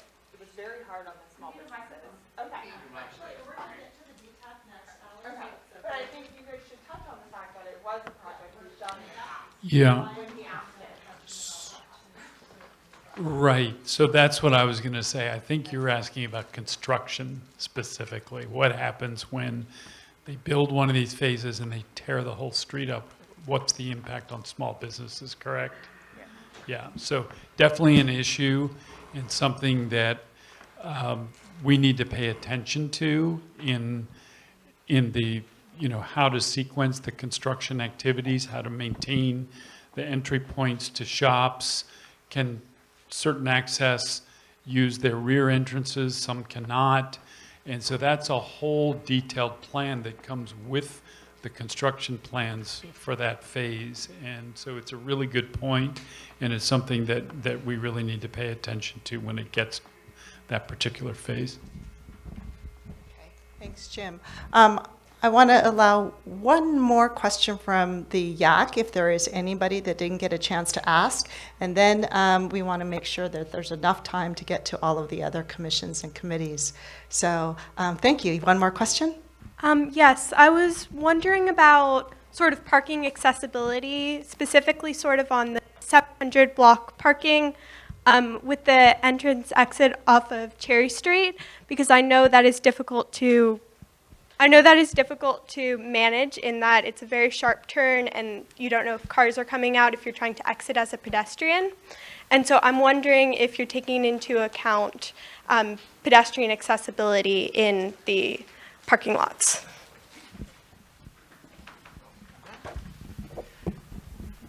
The short answer, I won't get into it too much, but yes. So all of these disability, or I should say accessibility guidelines are set out very clearly in federal regulations. And they have been for some years for off-street parking in particular. More recently, for on-street parking, they've actually been clarified through court order and then through federal regulation as part of what we call PROWAG. the public right-of-way accessibility guidelines, which is just a really nice acronym. But the idea here is that there are sets of standards that come along with this, both in terms of the number of spaces that we have to provide for accessible parking off-street and on-street. So any changes that are made to on-street spaces, there have to be now a certain number of accessible parking spaces associated with those. Those accessible parking spaces also have specific standards about their placement, right? So both to maximize accessibility for those who need it, as well as interaction with pedestrians, because obviously parking on-street is a little different than parking off-street. So, so yes. Oh, Mark wants to chime in. Just to, I think, also put a finite point on that. Pedestrian accessibility is not just for people who might be mobility impaired. We're all pedestrians. Every time you walk out of your house and then you get in your car, you started that trip as a pedestrian. You walk down the stairs of your house, you walk down your driveway. So every day we're pedestrians. The location of parking, the location of any of these elements considers the conflict points. Okay, we want to minimize conflicts for pedestrians, for bicyclists, and for motorists, and protecting the most vulnerable. The most vulnerable person out there is a pedestrian. And so when you think about where parking is located, not just accessible parking, but any parking, and how they access buildings, sidewalks, other elements throughout the downtown, how are they going to get to the train station, how they move around from neighborhoods into downtown and vice versa, that is all part of this. The wider sidewalks are part of that, but it's not the only answer, because you're talking about how do you get out of a parking garage? Is it well lit? Where are the stairways? How did they get to where they need to go? All of that gets built into the planning. And just one more little plug-in on that. I don't know if you noticed, but on the street design, the holistic, the network, you may have seen an acronym, PUDO. These are pick-up, drop-off areas where we intentionally are placing, managing the curb zone so that there are places for people who maybe can't walk as far and want to get dropped off. We want to make sure we build in those offerings to the street network. Okay, thank you, Youth Advisory Council. Good questions. So moving on with the questions theme, I now want to go to the Downtown Advisory Committee. There should be a microphone on the table. So if any of you have questions on the street designs, the traffic, the parking, anything different than what we might have heard so far, we'd love to get your questions, and then we'll move over to the EDAC. Thanks. Hi. I don't know if this is on. I think they'll turn it on. Okay. Yeah, just talk. I have a question. Nowhere in your traffic things have you talked about the alleys. And the 700 block, because it's closed, is a nightmare. Right now. So between delivery trucks and because that street is closed, people use the alley, and because there is a traffic light at Cherry Street to get onto El Camino, it makes it even more popular. And there are some employee parking back there, but when you try to get out of an employee parking back there, it is a challenge. And I didn't hear anything about the alley traffic.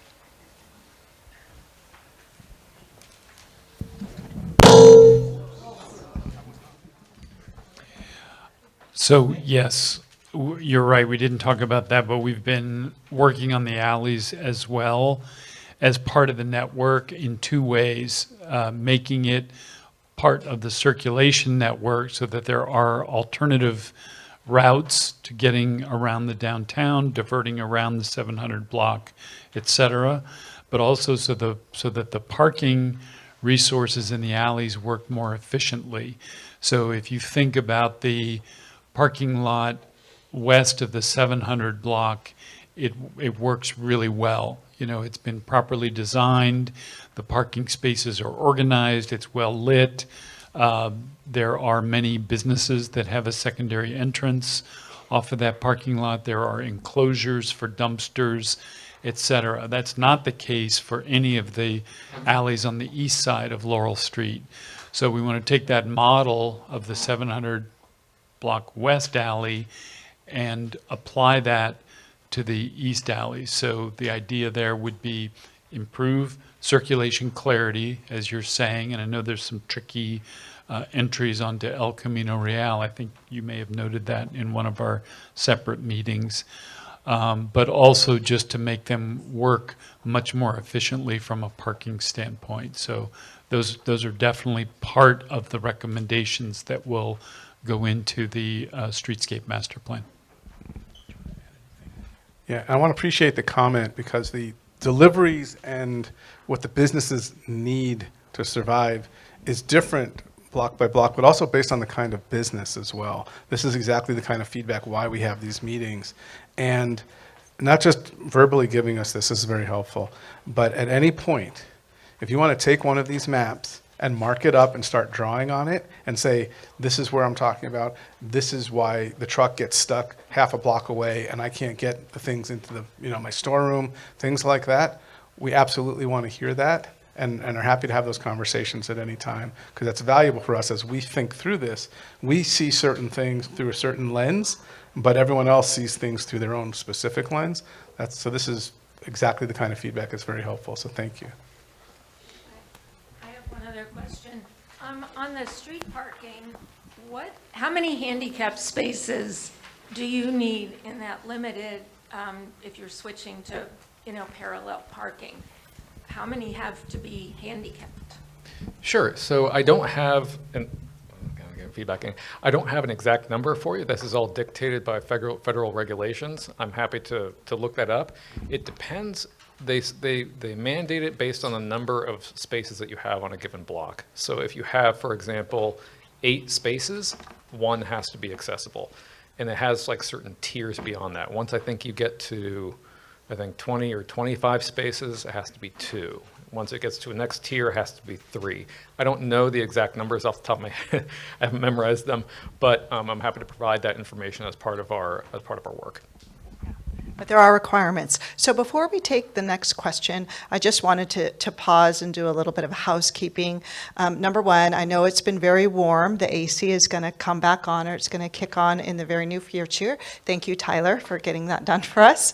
And then I know we've been going for a while, and I want to just offer a basic opportunity if we need a break, like a bio break. If you all can just raise your hands if you feel that you need that. We want to make sure that we just kind of pace ourselves here.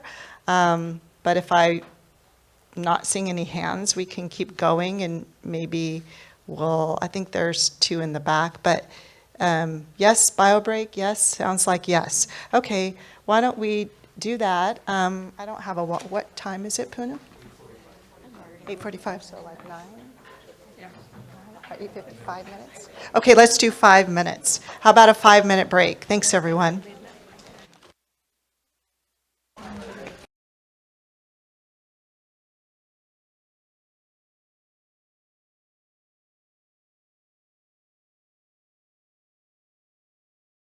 So if everybody could take their seats, please.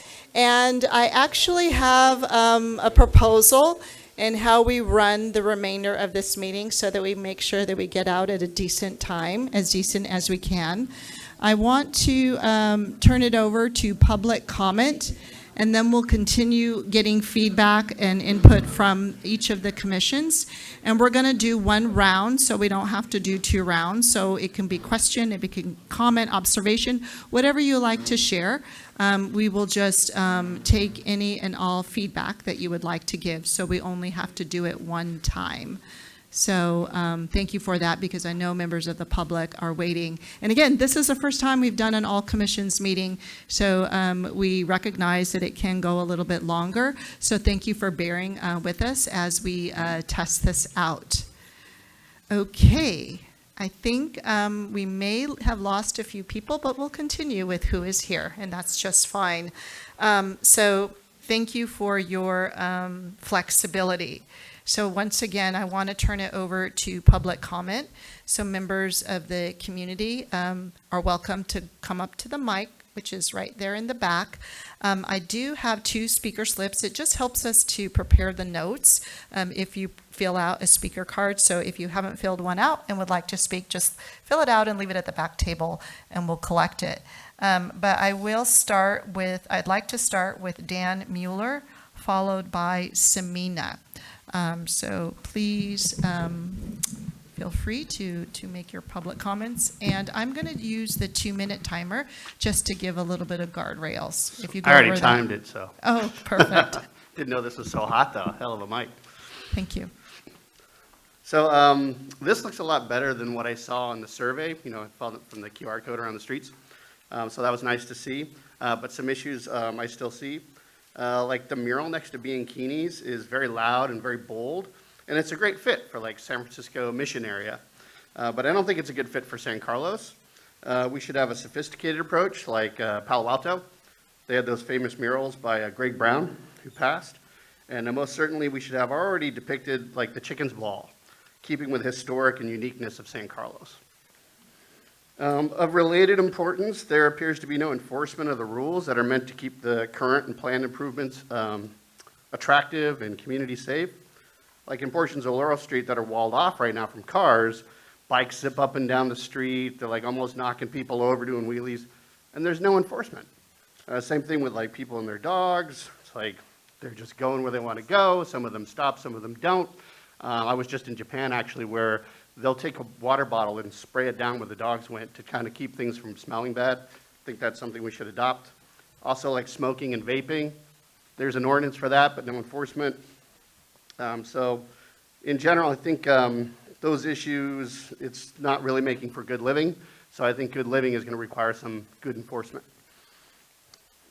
In short, to meet our goals, we would do well to aim for the bar set by downtown Burlingame in terms of street materials and application, Walnut Creek in terms of attractive sculptures, geometric seating, and enforcement. They have cops there all the time. Palo Alto in terms of murals, Vancouver in terms of attractive like streetlight plants. And I implore you to review the document I sent to the advanced planning email address. Got a whole host of references for these things. Yeah, that's it. Thank you very much, Dan. Samina. Hi, everyone. Hope you're having a good night so far. So one question that I had was, in like prior DTAC meetings, we talked a lot about dismount zones and having like a no wheels zone in the 700 block. But my question is, how is that going to be introduced within the whole plan? And like considering the fact that we're trying to heighten and increase bike accessibility to downtown, how is this idea of a dismount zone, like are we keeping it? And how is it going to impact the people that are using the 700 and 600 and 800 blocks? And then also considering the fact that a lot of times youth are using bicycles, skateboards, scooters as transportation to get themselves downtown. So how are we making sure that there's a good balance between keeping those modes of transportation accessible to downtown, but also like considering the safety of all of the downtown people?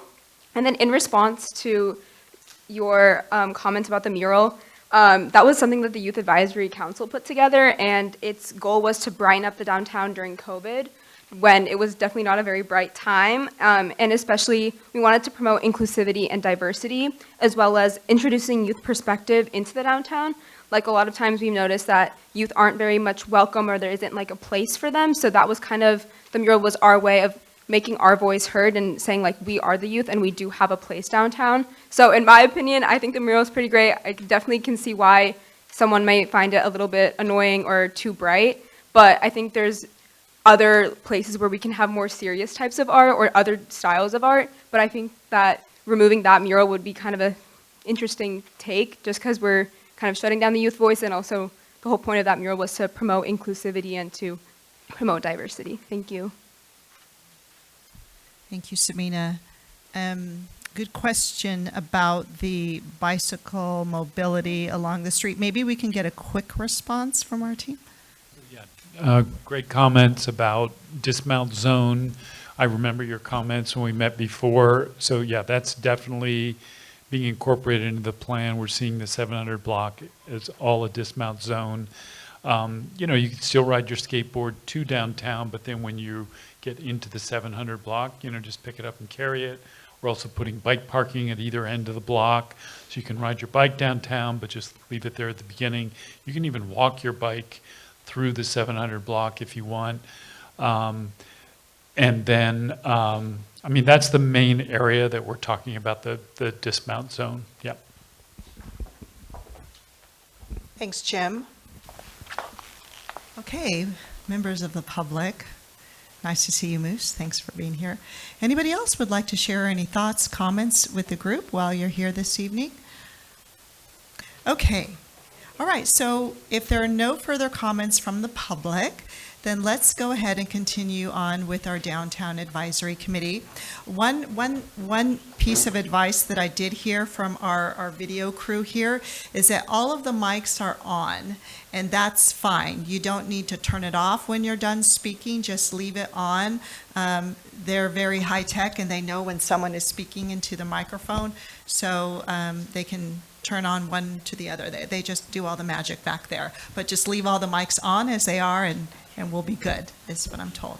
Okay, so let's move on to the Downtown Advisory Committee. And again, instead of doing 2 passes, we're just going to do 1 pass to kind of keep the momentum going. So any kind of questions, observations, perspectives, you can make your any comment you would like. If it's a question, we'll answer. If it's a comment, we'll take it. We're jotting it down. And because we didn't say that for the youth, Dylan, and I'm sorry, thank you. We'll come back to you in case there's any final comments you want to make. But we'll go ahead and start with DTAC. Thank you. I have 2 areas that I wanted to go back and revisit, whether through question or through feedback, for Mark and Brian in particular.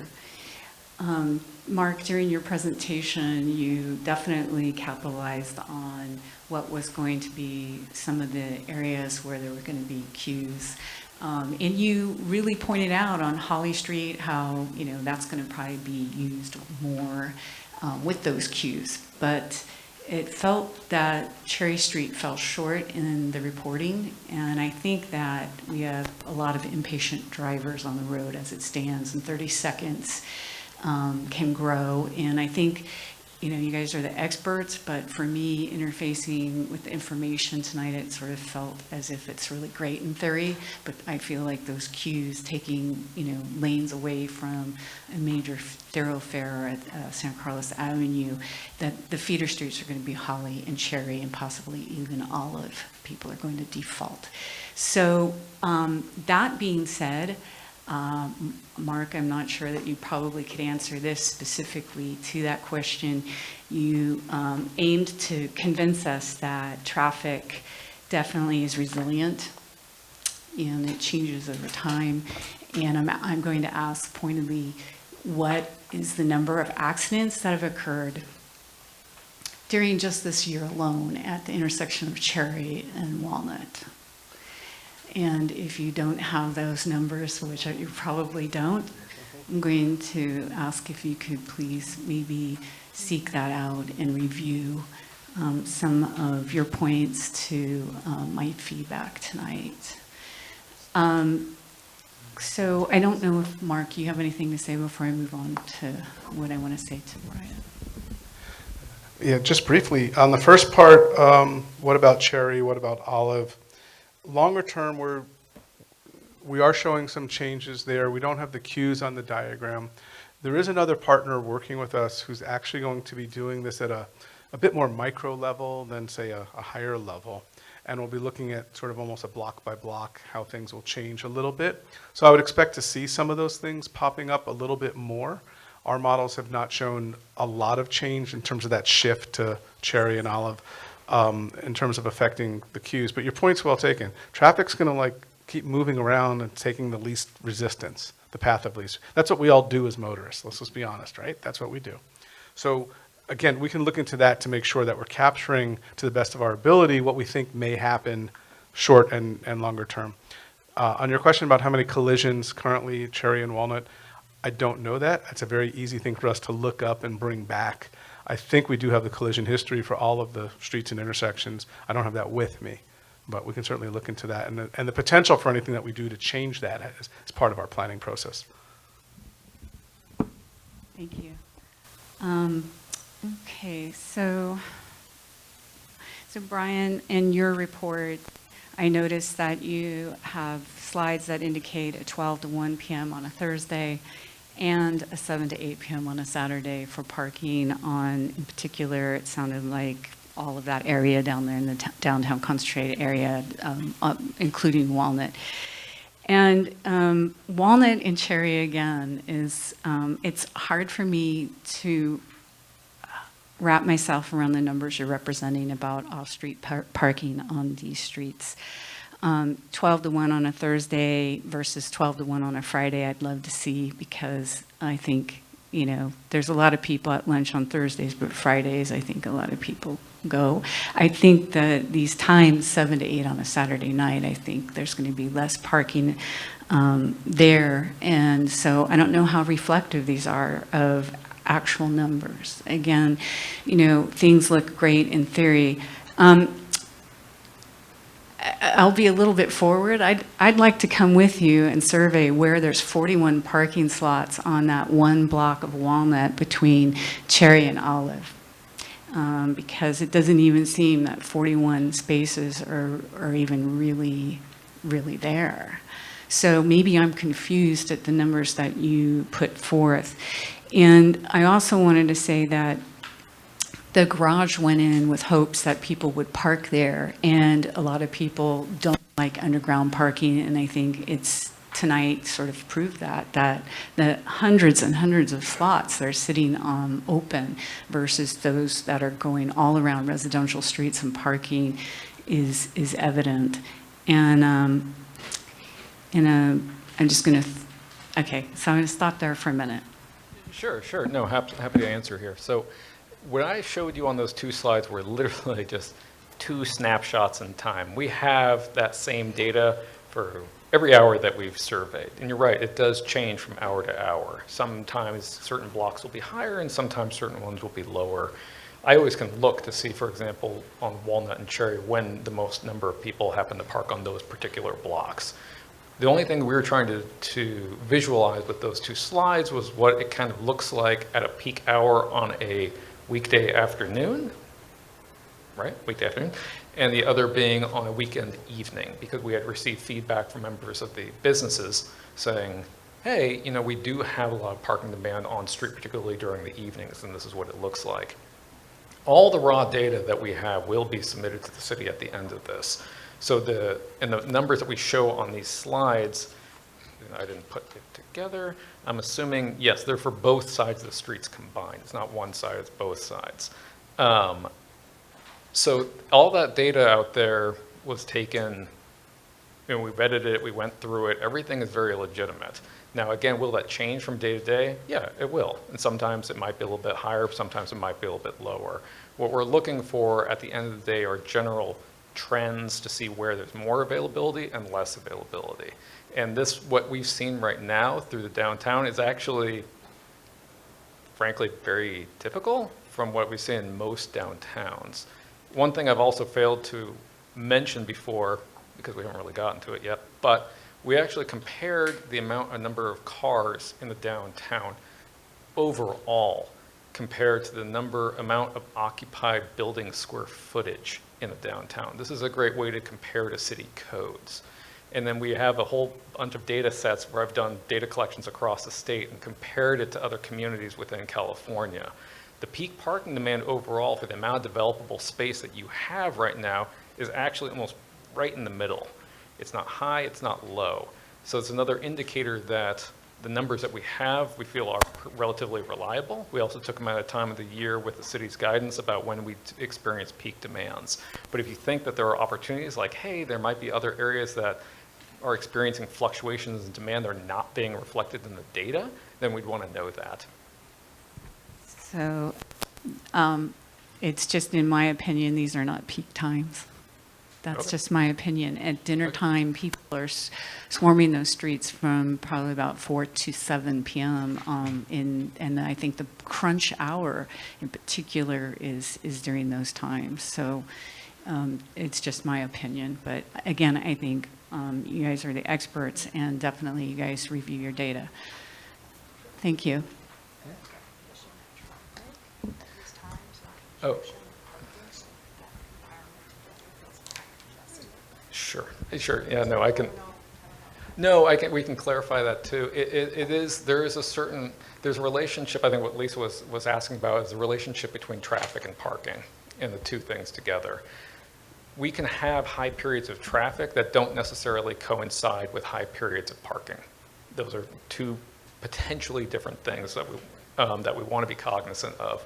There could be a lot of traffic. Also, one thing I didn't mention, sorry to go off on it, I know we're short on time, but one of the things that we're concerned about here in terms of making available parking is that people don't have to circle for parking. You know, there's been studies out there that show that up to a third of urban traffic is from people searching for parking. And so we want to be able to reduce that to the degree possible. A comment, a question, and then a suggestion. So my comment is, first of all, thank you for doing this. Mark, Brian, Jim, this is great. I love the detail. I think everybody wanted to see a little more information, and you certainly provide that for us, so thanks for doing that. I had some other questions, but I already bent Mark and Brian's ear at the break, so I can avoid those. But the one question I did have was, in the phasing you talked about, is there consideration for, if you do something in San Carlos Avenue, which seems to have the most questions, can you do that a lot later than you can do the other phase to see what happens once you redevelop Laurel Street into what the plans are and the traffic around that before you start digging into San Carlos Avenue? Because it might have a whole different impact once that's done than trying to do it all at the same time. So any consideration for that? That's my question.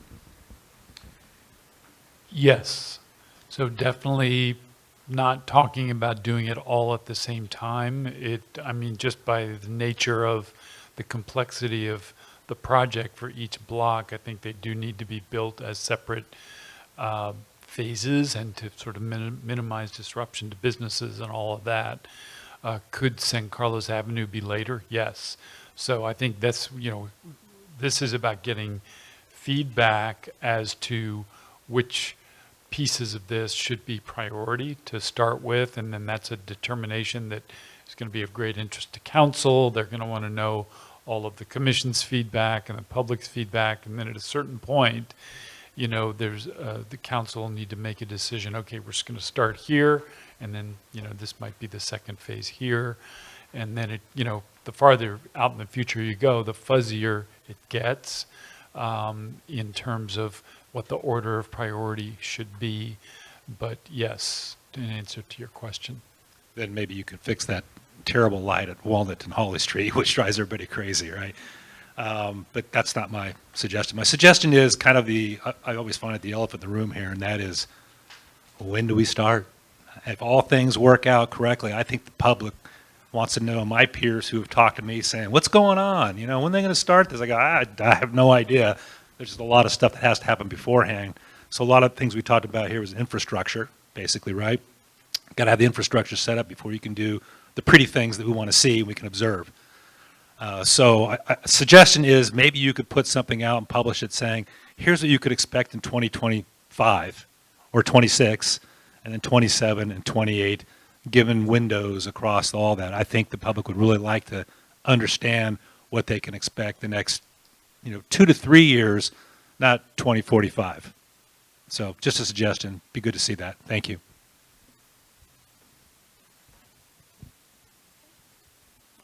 I had a transit question. So if there's a lane on southbound El Camino that's now going to be available for parallel parking spaces, are there going to be cutouts for bus stops?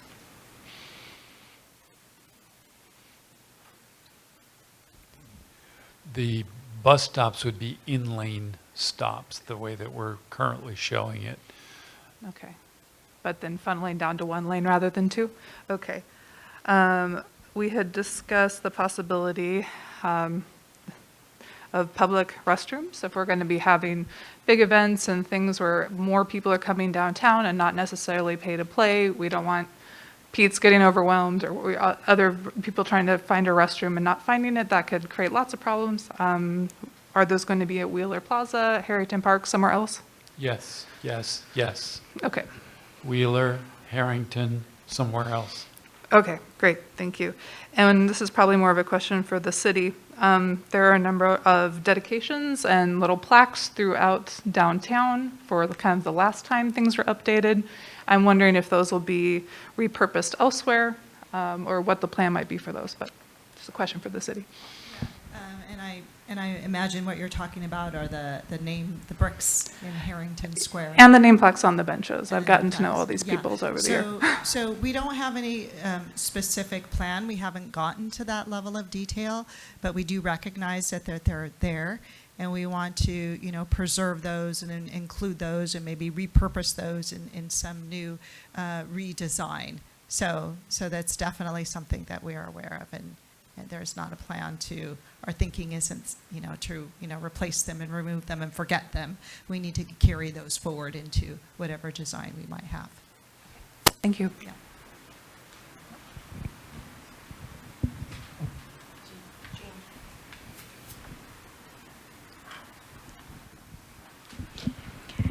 I think one of the things that concerns me the most is the interaction between pedestrians and bicycles. And I think the sooner you designate a section that's a dismount, for example, the better. And so I would advocate to get started on that before somebody's severely injured, because it's an accident waiting to happen. Thank you, Jean. Okay, are we ready to move on to the Economic Development Advisory Commission? There's a microphone at the table, so you all can work that out. I asked, I think each one of us has questions, so we'll try and be quick here. And thank you for your patience and all the great questions that have already been asked. I think I've covered many of the things. I would want to highlight that I really was concerned not to hear more about how the alleys were going to be used. I think that's just really an untapped resource. And as you showed, that circles the entire area that you want to focus on. And I was excited to see the little pink dashes, but then you didn't talk about them. So maybe in future that would be helpful, because I think people are really looking for ways to utilize those. I did have a question for how businesses would transition for these lovely wider sidewalks.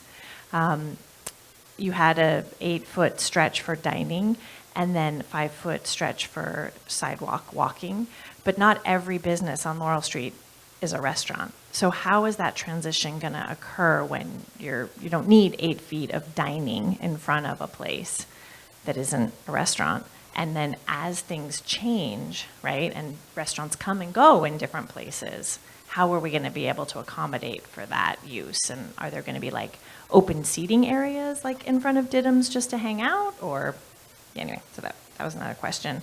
And then I am very interested in like what you called the PUDO, the pickup drop off, or how are we accommodating with changing from diagonal parking to this parallel parking?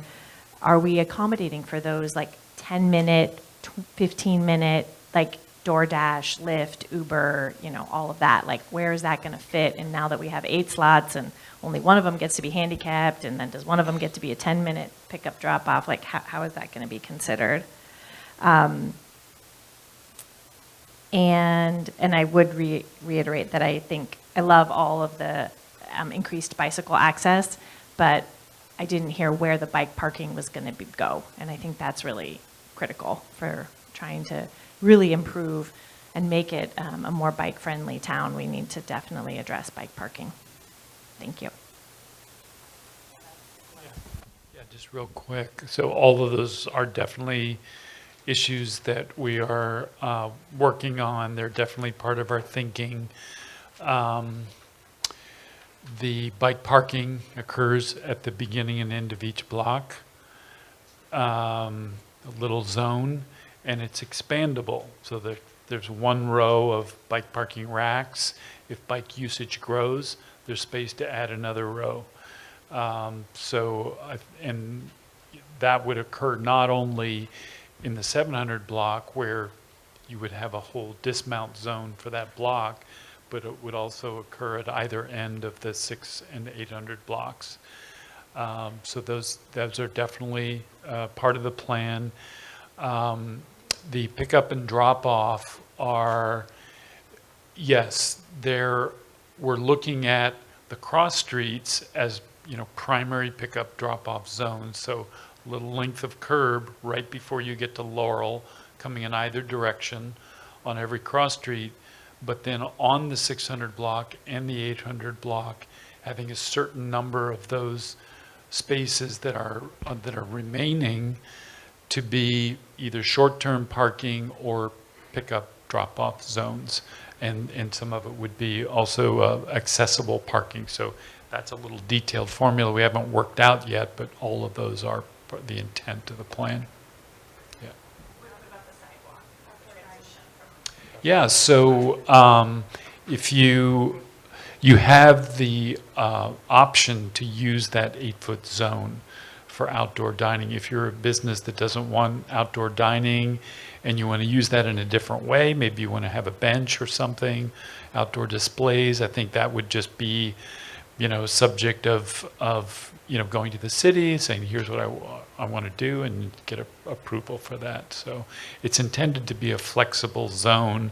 It's driven by accommodating outdoor dining in a generous width, but it's intended to be flexible. Yeah. Hi, I was curious if, offhand, you happen to know the number of remaining parking spots that might be on Laurel in the 600 and 800 blocks? I see the minuses, but I'm just curious what might be left.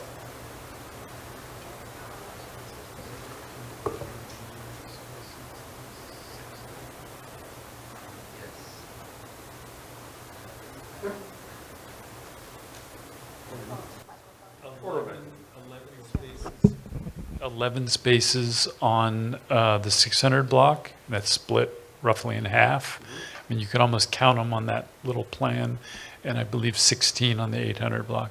Got it. Okay. Yeah. I guess since we were talking about traffic circling earlier, I would imagine as long as there's just one spot, it's going to create a lot of gamblers looking for those spots. Trying to get that rock star parking instead of the folk music that is Wheeler Garage or something. So take the temptation away if it can be done, and that there's a balance there to eliminate more parking. If there's benefits, it's net benefit of eliminating some parking. Perhaps limiting more parking provides more net benefit. And just to share with the group, one thing that we didn't mention that's not part of this project, but it really supports this project, is the city is currently in the process of implementing what's called a wayfinding plan. And the wayfinding is directional. It's pointing people where certain neighborhoods or districts are, including where parking is. And I believe the city first started implementing this wayfinding program actually on the east side in the Industrial Arts District. And I don't have the timing for when that's going to happen downtown, but that would be something that would be really good to share. But people need to know where to find parking, so to not do that circling. Okay, I'll keep this really quick. So I heard that a lot of this is, all of it is going to be a phased kind of a development. So does that indicate that the funding will also be phased, by which the question then is, let's say you get through halfway of this and then there is no funding. Is it this ambitious plan that we are undertaking with no exit plan if there is a broken funding chain, right? And I don't know what the way this is structured, if there is a way to kind of keep every phase end-to-end completed, so that way if, let's say, something doesn't happen immediately, you can still keep things going. The second question is, I know that the data here says about 35-second delay per vehicle for San Carlos Avenue towards El Camino. I commute there quite a bit, and I've never been under, I want to say 3 or 4 minutes. And I commute at different hours of the day for different reasons. So I would want to double check that. And the point I was kind of thinking about there is not so much as, will it add more time, but more along the lines of, if you're going to go down this path of lane adjustment, have you considered one-way blocks where you can just go one way on San Carlos Avenue and the other one on, I think that's Holly, you go the other way, because maybe that's more efficient Because if that lane gets constricted even more, it's going to be backed up all the way to CVS or beyond, because it's not great during commute hours now. And I can only imagine having just one lane, how it's going to affect the lanes behind. And in fact, I would say that would be my question for you, even on the Britain end, where you were talking about how the merge can happen at Old County. I would want to understand how that small sort of underpass under the bridge, how can that sustain it? Because you'll still hit a traffic chokehold. Do you want to address the first one first, or do you want us to address the Al, second do you want one? to address the phasing one? I mean, what I can share is that once the city identifies which segment they're going to go to, choose, this will be, part of the implementation, it will be an intact segment, So the idea is that if they're ready to do that, there would be funding for that complete segment, all the way from design drawings to construction and implementation, including a budget to manage the disruption to the businesses. But anything else you would want to add about funding, Al? Yeah, we don't know where all the funding is going to come from at this time, and it's a 20-year project.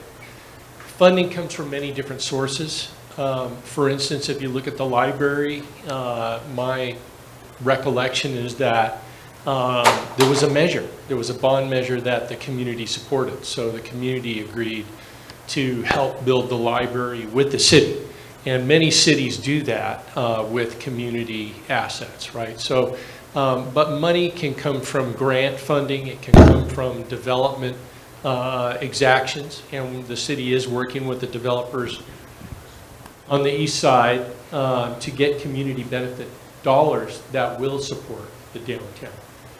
So again, the funding sources will probably be fluid throughout the years, but at some point, it's likely that the city will go to the voters and say, do you want to support this project? Okay, any other comments, observations from the EDAC before we move on to the Parks and Rec Commission? Okay, let's move on to Parks and Rec. Thanks for your patience. And the mic is on, so no need to adjust it. Okay, so just a question. How many total spots does Wheeler Plaza have now? The garage. 240, about 243. So on a Saturday night, 236 are empty? Wow. I agree with you that the usage plan, when it was built, probably should be implemented. The Wayfinder plan is a good thing. That's, wow, interesting. Okay, and then on page 23, you mentioned that 25 spots will be lost in the 600 block, no, the 500 block, 600 block, 600. Does that include the Wheeler Plaza, the park area? The outside area? No? Okay, so those will be gone too. Okay. And then is there any part of the original Wheeler Plaza plan that would guide us to what has to happen there when it was originally done? Just a question. No, that wasn't part of the project site. It's a separate, parcel, so it was not part of the Wheeler Plaza plan. And Al stepped out. He was here when all of that design thinking was occurring. I think the city always intended it to be for a public use, and then when COVID happened, because some of the parking was being taken away by the parklets, right? They wanted to provide a temporary parking lot. So that's what we have today, is that temporary parking lot. Thanks. The El Camino sidewalks and bike lanes, does that only go from San Carlos Avenue to Greenwood, or is it from Holly to Eaton? Would a bicyclist suddenly, would they have to maneuver themselves, in a nervous way until they get to these new bike lanes? That's just a question. And then in the 700 block, so let's use town as an example, and Hallmark across the way. So how could town encroach beyond the 20-foot dining to go further and further towards Hallmark? And then who would own is there hopefully a plan for like cohesive furniture for dining there? And then who would own that? Does town own it or the city of San Carlos? And then when you are building out the 700 block, and so many of those restaurants have the outdoor space, obviously they can't have diners out front while it's being constructed. Will the city pay them a little fee to offset what they're losing? Just a question. And then Monette answered my question about the alleys behind the 700 block. But my circle that I do every day is I come down Arroyo, I turn onto Laurel, and I look to get parking in front of the Starbucks there. I go through the Chase lot, it's my Hail Mary, help me find a parking space circle. And I do the circle a few times, so I go Chase to the alley in the 800 block, to Arroyo, and then it's basically a big loop. So in the plan here now, my right-hand turn from the 800 alley is going to be 17 feet to turn right. I think page 27 has that one. And then also on page 25, you talk about in the future making success enhanced parking enforcement. I think we sort of need that now on a day basis. It should happen now, today, not waiting for this to be implemented. Thank you. It's a lovely presentation. Thank you. Wait, there are a lot of Oh, questions. you want to answer anything, whatever you want to do. Yeah, there are a lot of questions, and Well, the only comment, I think you raised some excellent points, many of which we have been thinking about, but your points about how to manage the dining zones and the furnishings, it would be great to get some feedback from your commission. You know, that is going to be part of the ongoing management piece of this, and I do think we want to have language in the plan about that. And, you know, with your commission's involvement in managing other public spaces around town, it would be good to get feedback. You know, what would be a model that would be feasible to manage, you know, within the city's capabilities. You know, does all the dining furniture want to be unified, or is that up to each restaurant? And then that's different from other movable furniture that we definitely want to have, because we've heard that feedback from a lot of people. Just tables and chairs and things that are just out there and people can move them around into the shade. That probably does want to be unified, I would guess, although maybe it could vary from Wheeler Plaza could be one character of movable furniture to Harrington Park in the Central Plaza could be another. So, I mean, those are really good things to figure out, and it would be good for us to, you know, come back to you guys and get some feedback on that. And I can just share that traditionally where the outdoor dining is located has always been immediately in front of the storefront. But you are correct in your observation that some restaurant operators have extended their outdoor dining across other storefronts, right? They still need an encroachment permit from our Public Works Division. And I don't know the different agreements that have taken place, but my understanding is that there are some to allow it to extend during this period where we're kind of allowing these parklets to happen. But the idea is that the parklets would go away, and yes, we need to manage and develop standards. We have heard comments from others, you know, saying that there definitely needs to be standards for outdoor dining, so that they're safe, that nothing blows over, you know, that there's a look. But then there's this public seating area that we probably want to kind of treat differently, and maybe there's a unified theme for that. But those are all really good questions that we can think about as we continue to go forward. Yeah, thanks. Question, a lot of my questions, it's nice being towards the end because many have been already talked about. One thing with the Wheeler Plaza, just making sure that's going to be a recreational area, as I think we had discussed earlier, and not, it sounds like it was counted as some of the parking spaces rather than, you know, as a open area for recreation or for getting groups together. So I hope that is staying in plan. Yes, that space between Paris Spaghetti and Blue Line Pizza is Exactly. intended to be a public plaza. Okay, excellent. The other question, I just want to pile on from some of the things I heard earlier about the delays getting down San Carlos Avenue to El Camino. I mean, already, I just seen a huge increase in that area. I would say I use Waze every time, you know, because it's a major corridor going at different times just to 101.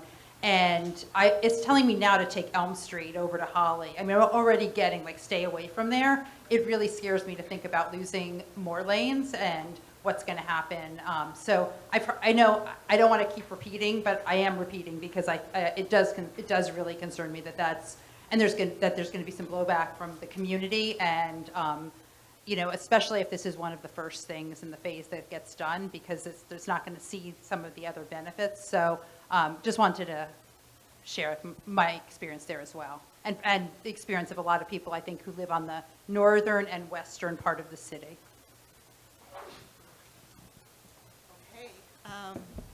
Last but not least, I would like to move over to our commissioners from the Planning and Transportation Commission. I know there's a lot shared, but we would definitely love to hear from you, your perspectives, shares, questions, anything that you would like to add that we could add to our notes that we'll share with the council.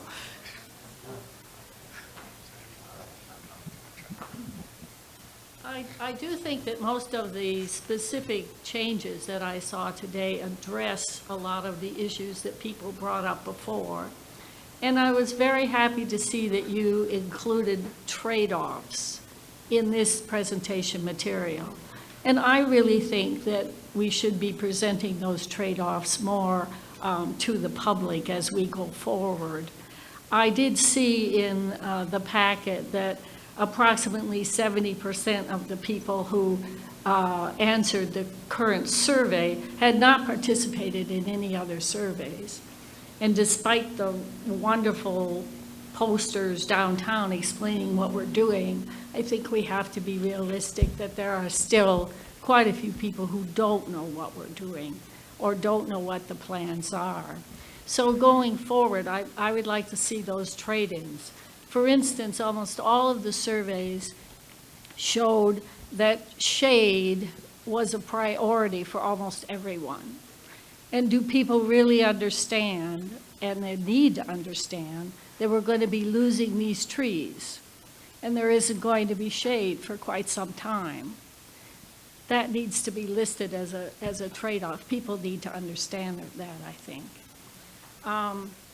I do have a couple of questions as well. Should I go ahead with that? You want to say anything? Okay. So on parking, so this would be for Brian.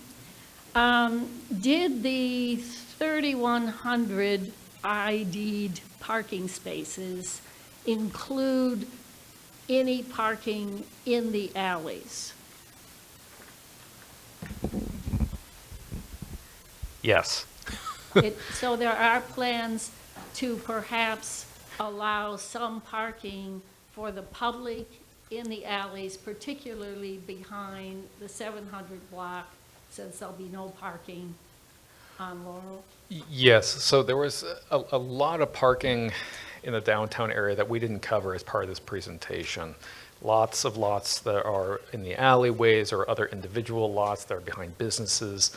And to the degree possible, what we want to be able to do as part of the parking management plan is to maximize the number of spaces that are publicly accessible, because those tend to be much more efficient, right? If anyone who goes to a bank knows their lot is continually empty. And so we're just not at the point in the process yet to know exactly what that will look like, but that's one of the goals. Okay. And my comment on that is I do question whether the parking described as nearby is sufficient for the retail customers. And, you know, people going to the post office and people going into shops that are going to pick up deliveries and they have to carry things.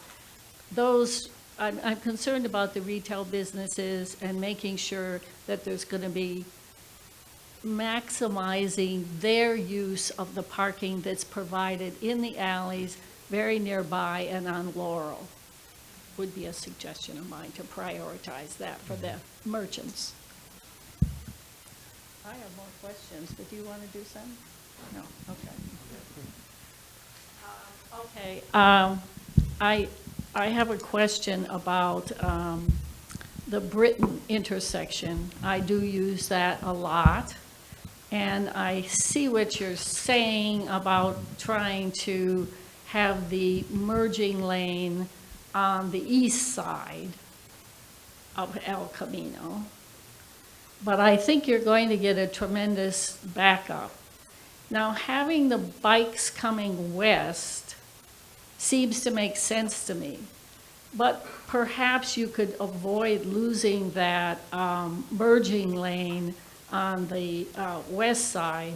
I mean, would it be possible for the bikes to turn onto El Camino? There's going to be a bike lane there, and then if they want to cross over El Camino, to cross at Arroyo. I mean, that's being set up as a bike trafficking place.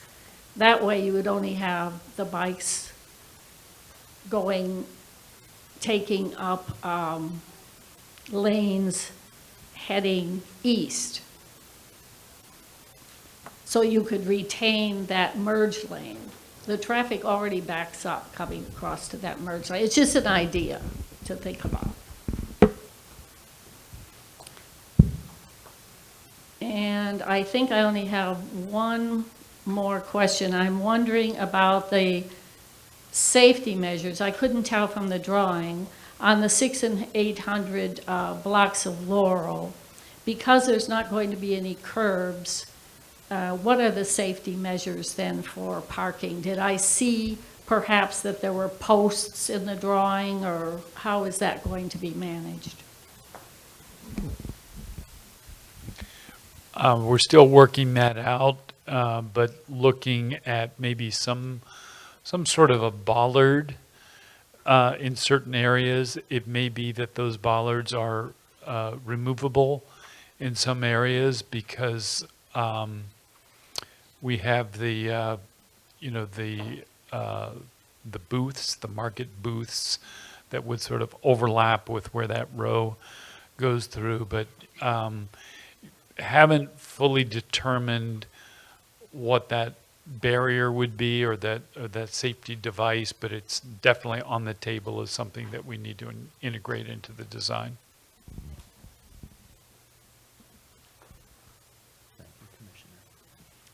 Check. Okay, good.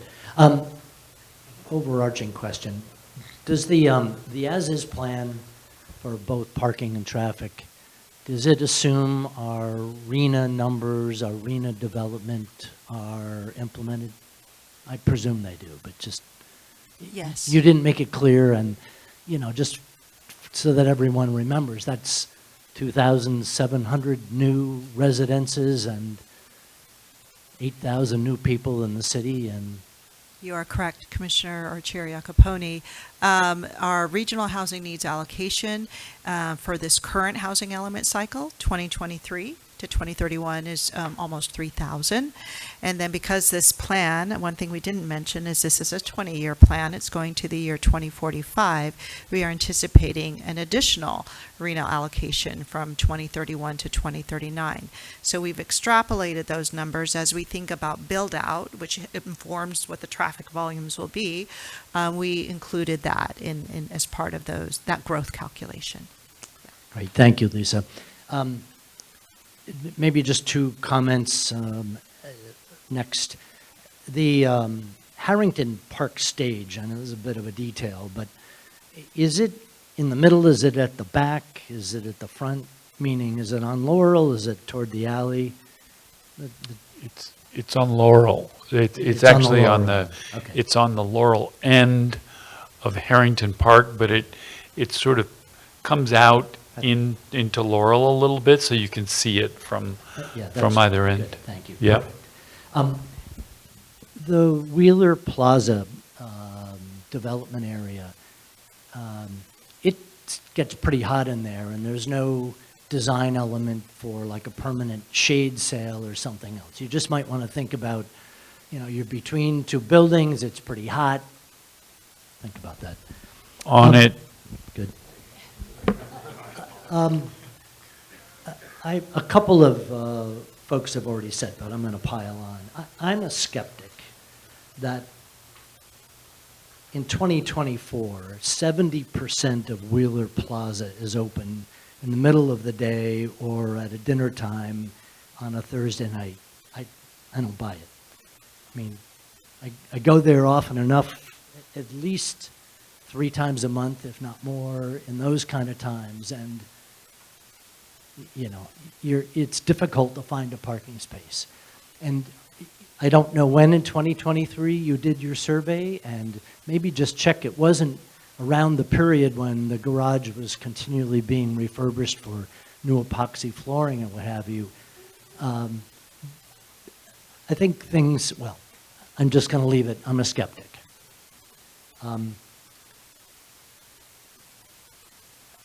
Maybe overall. Look, I think when implemented, this plan will be transformational for our community, and it will draw families, individuals all over our community and neighboring communities to use our city in a way that we can't now. And I think the only other thought that I would have for the team leading, and I'll share it also if council watches the tape, like 20-year plan is just way too long. A 10-year plan to implement this is too long. If it's not done in 10 years, if it's not substantially done in a shorter amount of time, people are going to lose patience and they're going to lose enthusiasm. And I think the beauty of a transformational plan is getting the transformation done so that it has the impacts in the near term. And anything more than 10 years is, I think it's misplaced energy on the part of the community to be thinking about it. And with that, great job. Thank you. Hey, Lisa, could I just add one comment to the point about the RHNA allocations and downtown growth?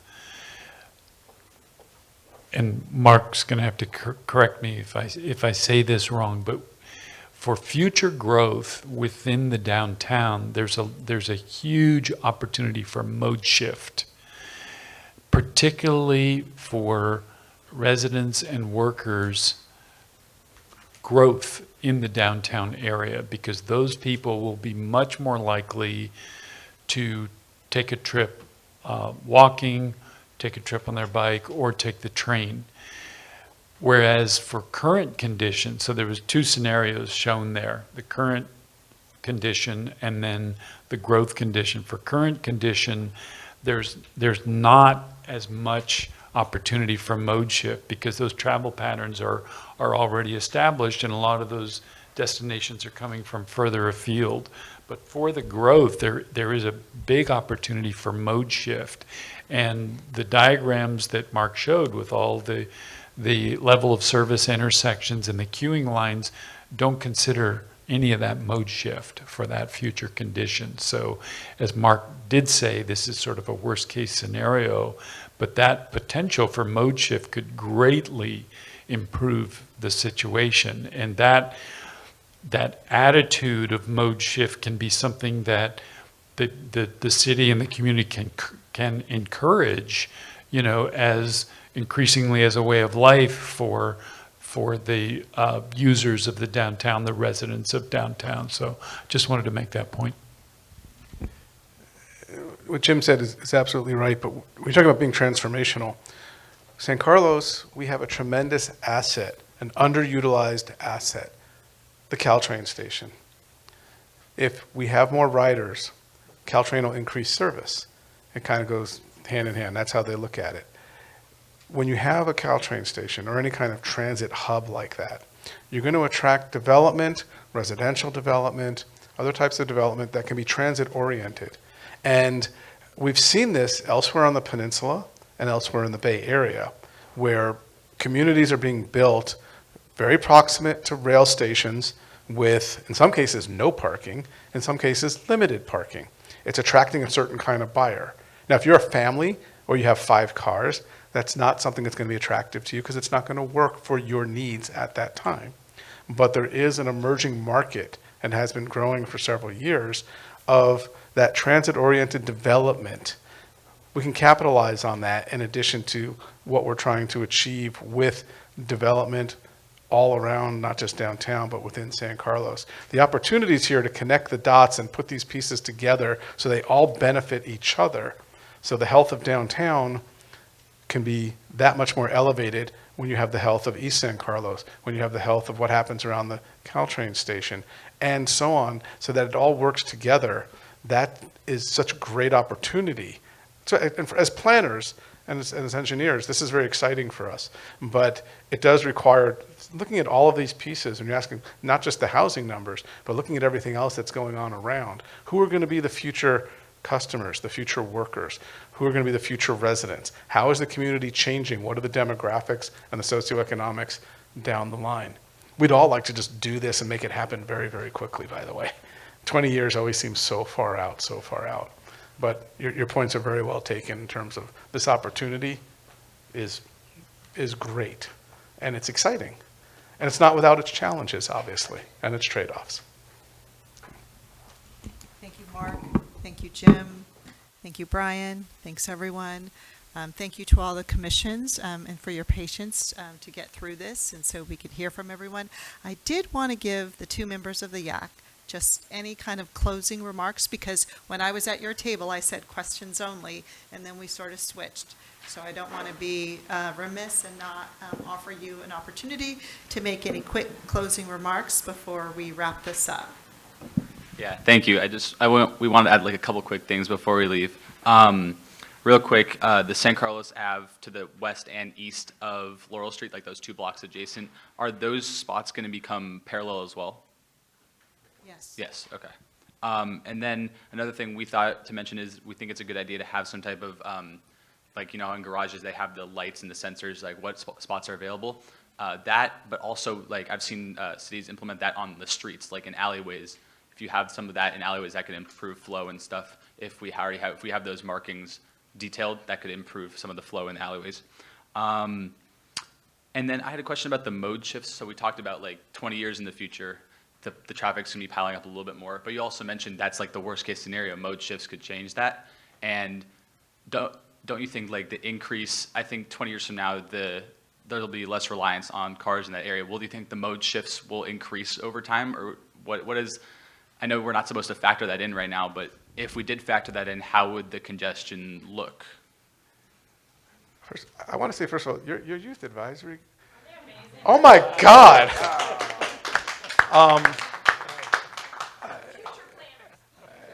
Yeah, come see me. The answer is yes. That all mode shift. When you talk about what you're describing is what we internally call what's our aspirational vision. Mode shift is going to occur. It's very simple. If you build it, they will come. But to what extent? And the higher the quality of the facility, the more people will feel comfortable walking, bicycling. And we're looking at all ages, all abilities. Okay? And the aspect of what you're talking about is just an opportunity at this point. One of the things that our other partner, who's going to be sort of doing a nicer graphical simulation of how all this will work, will show how some of those changes occur around downtown in terms of where people will be bicycling, walking, how that'll affect certain roads and intersections. So it'll be a little bit more interesting graphically, and that's part of the work that's now to come. Do you ride a bike? That's not my main form of transportation, but once in a while. I'm just busting your chops because you're here. That's okay. But the question is a very real one. In the future, we are seeing that trend already, and we have to be very careful. again, we're not telling people you won't be able to drive and you won't be able to park. It's that balanced system that we're striving to achieve. And the opportunity in San Carlos is really good because we have this grid network through downtown, and we have options to do different things on different streets without just blocking folks in certain ways. So that it can work really well here. Quite frankly, the biggest challenge is crossing El Camino. It's not El Camino north-south, it's east-west. That's the biggest barrier. And that's not just San Carlos. That's everywhere between Daly City and Sunnyvale, okay? It's the entirety, okay? And that's really something we want to see if we can do better. The suggestion about using El Camino to Arroyo, by the way, very well taken. Thank you for that. And then just thank you for that. One final thing, I talked to Rohit a little bit about this at the break. I just want to voice my, we talked a little bit before about when I brought up solar panels, they talked about how like all new businesses or whatever have to be implemented with the possibility of adding solar panels in the future. And I just wanted to advocate for the idea of like incentives that would incentivize businesses, not just like have the possibility of them adding solar panels, but like I know like California homeowners, like they have tax breaks and stuff if they want to add solar panels. If we could incentivize business, not just like make that a possibility, but like also like advocate toward giving businesses benefits for adding solar panels within downtown, because I think that could pay off in the long run. Fantastic. What a way to wrap up. Thank you very much, Youth Advisory Council. Okay, so I'm just going to walk through our agenda. And just a reminder, we have our meeting with the council September 23rd. We're going to do a run-of show like we did today, but I think we have some learning moments based upon all of your input about some of the things that we can emphasize and make more clear as we give our presentation to the City Council. So before we wrap up, just like on every agenda, we give the public an opportunity to comment on anything that's not on tonight's agenda. So I see Samina back there. Do you have any comment on anything not on the agenda?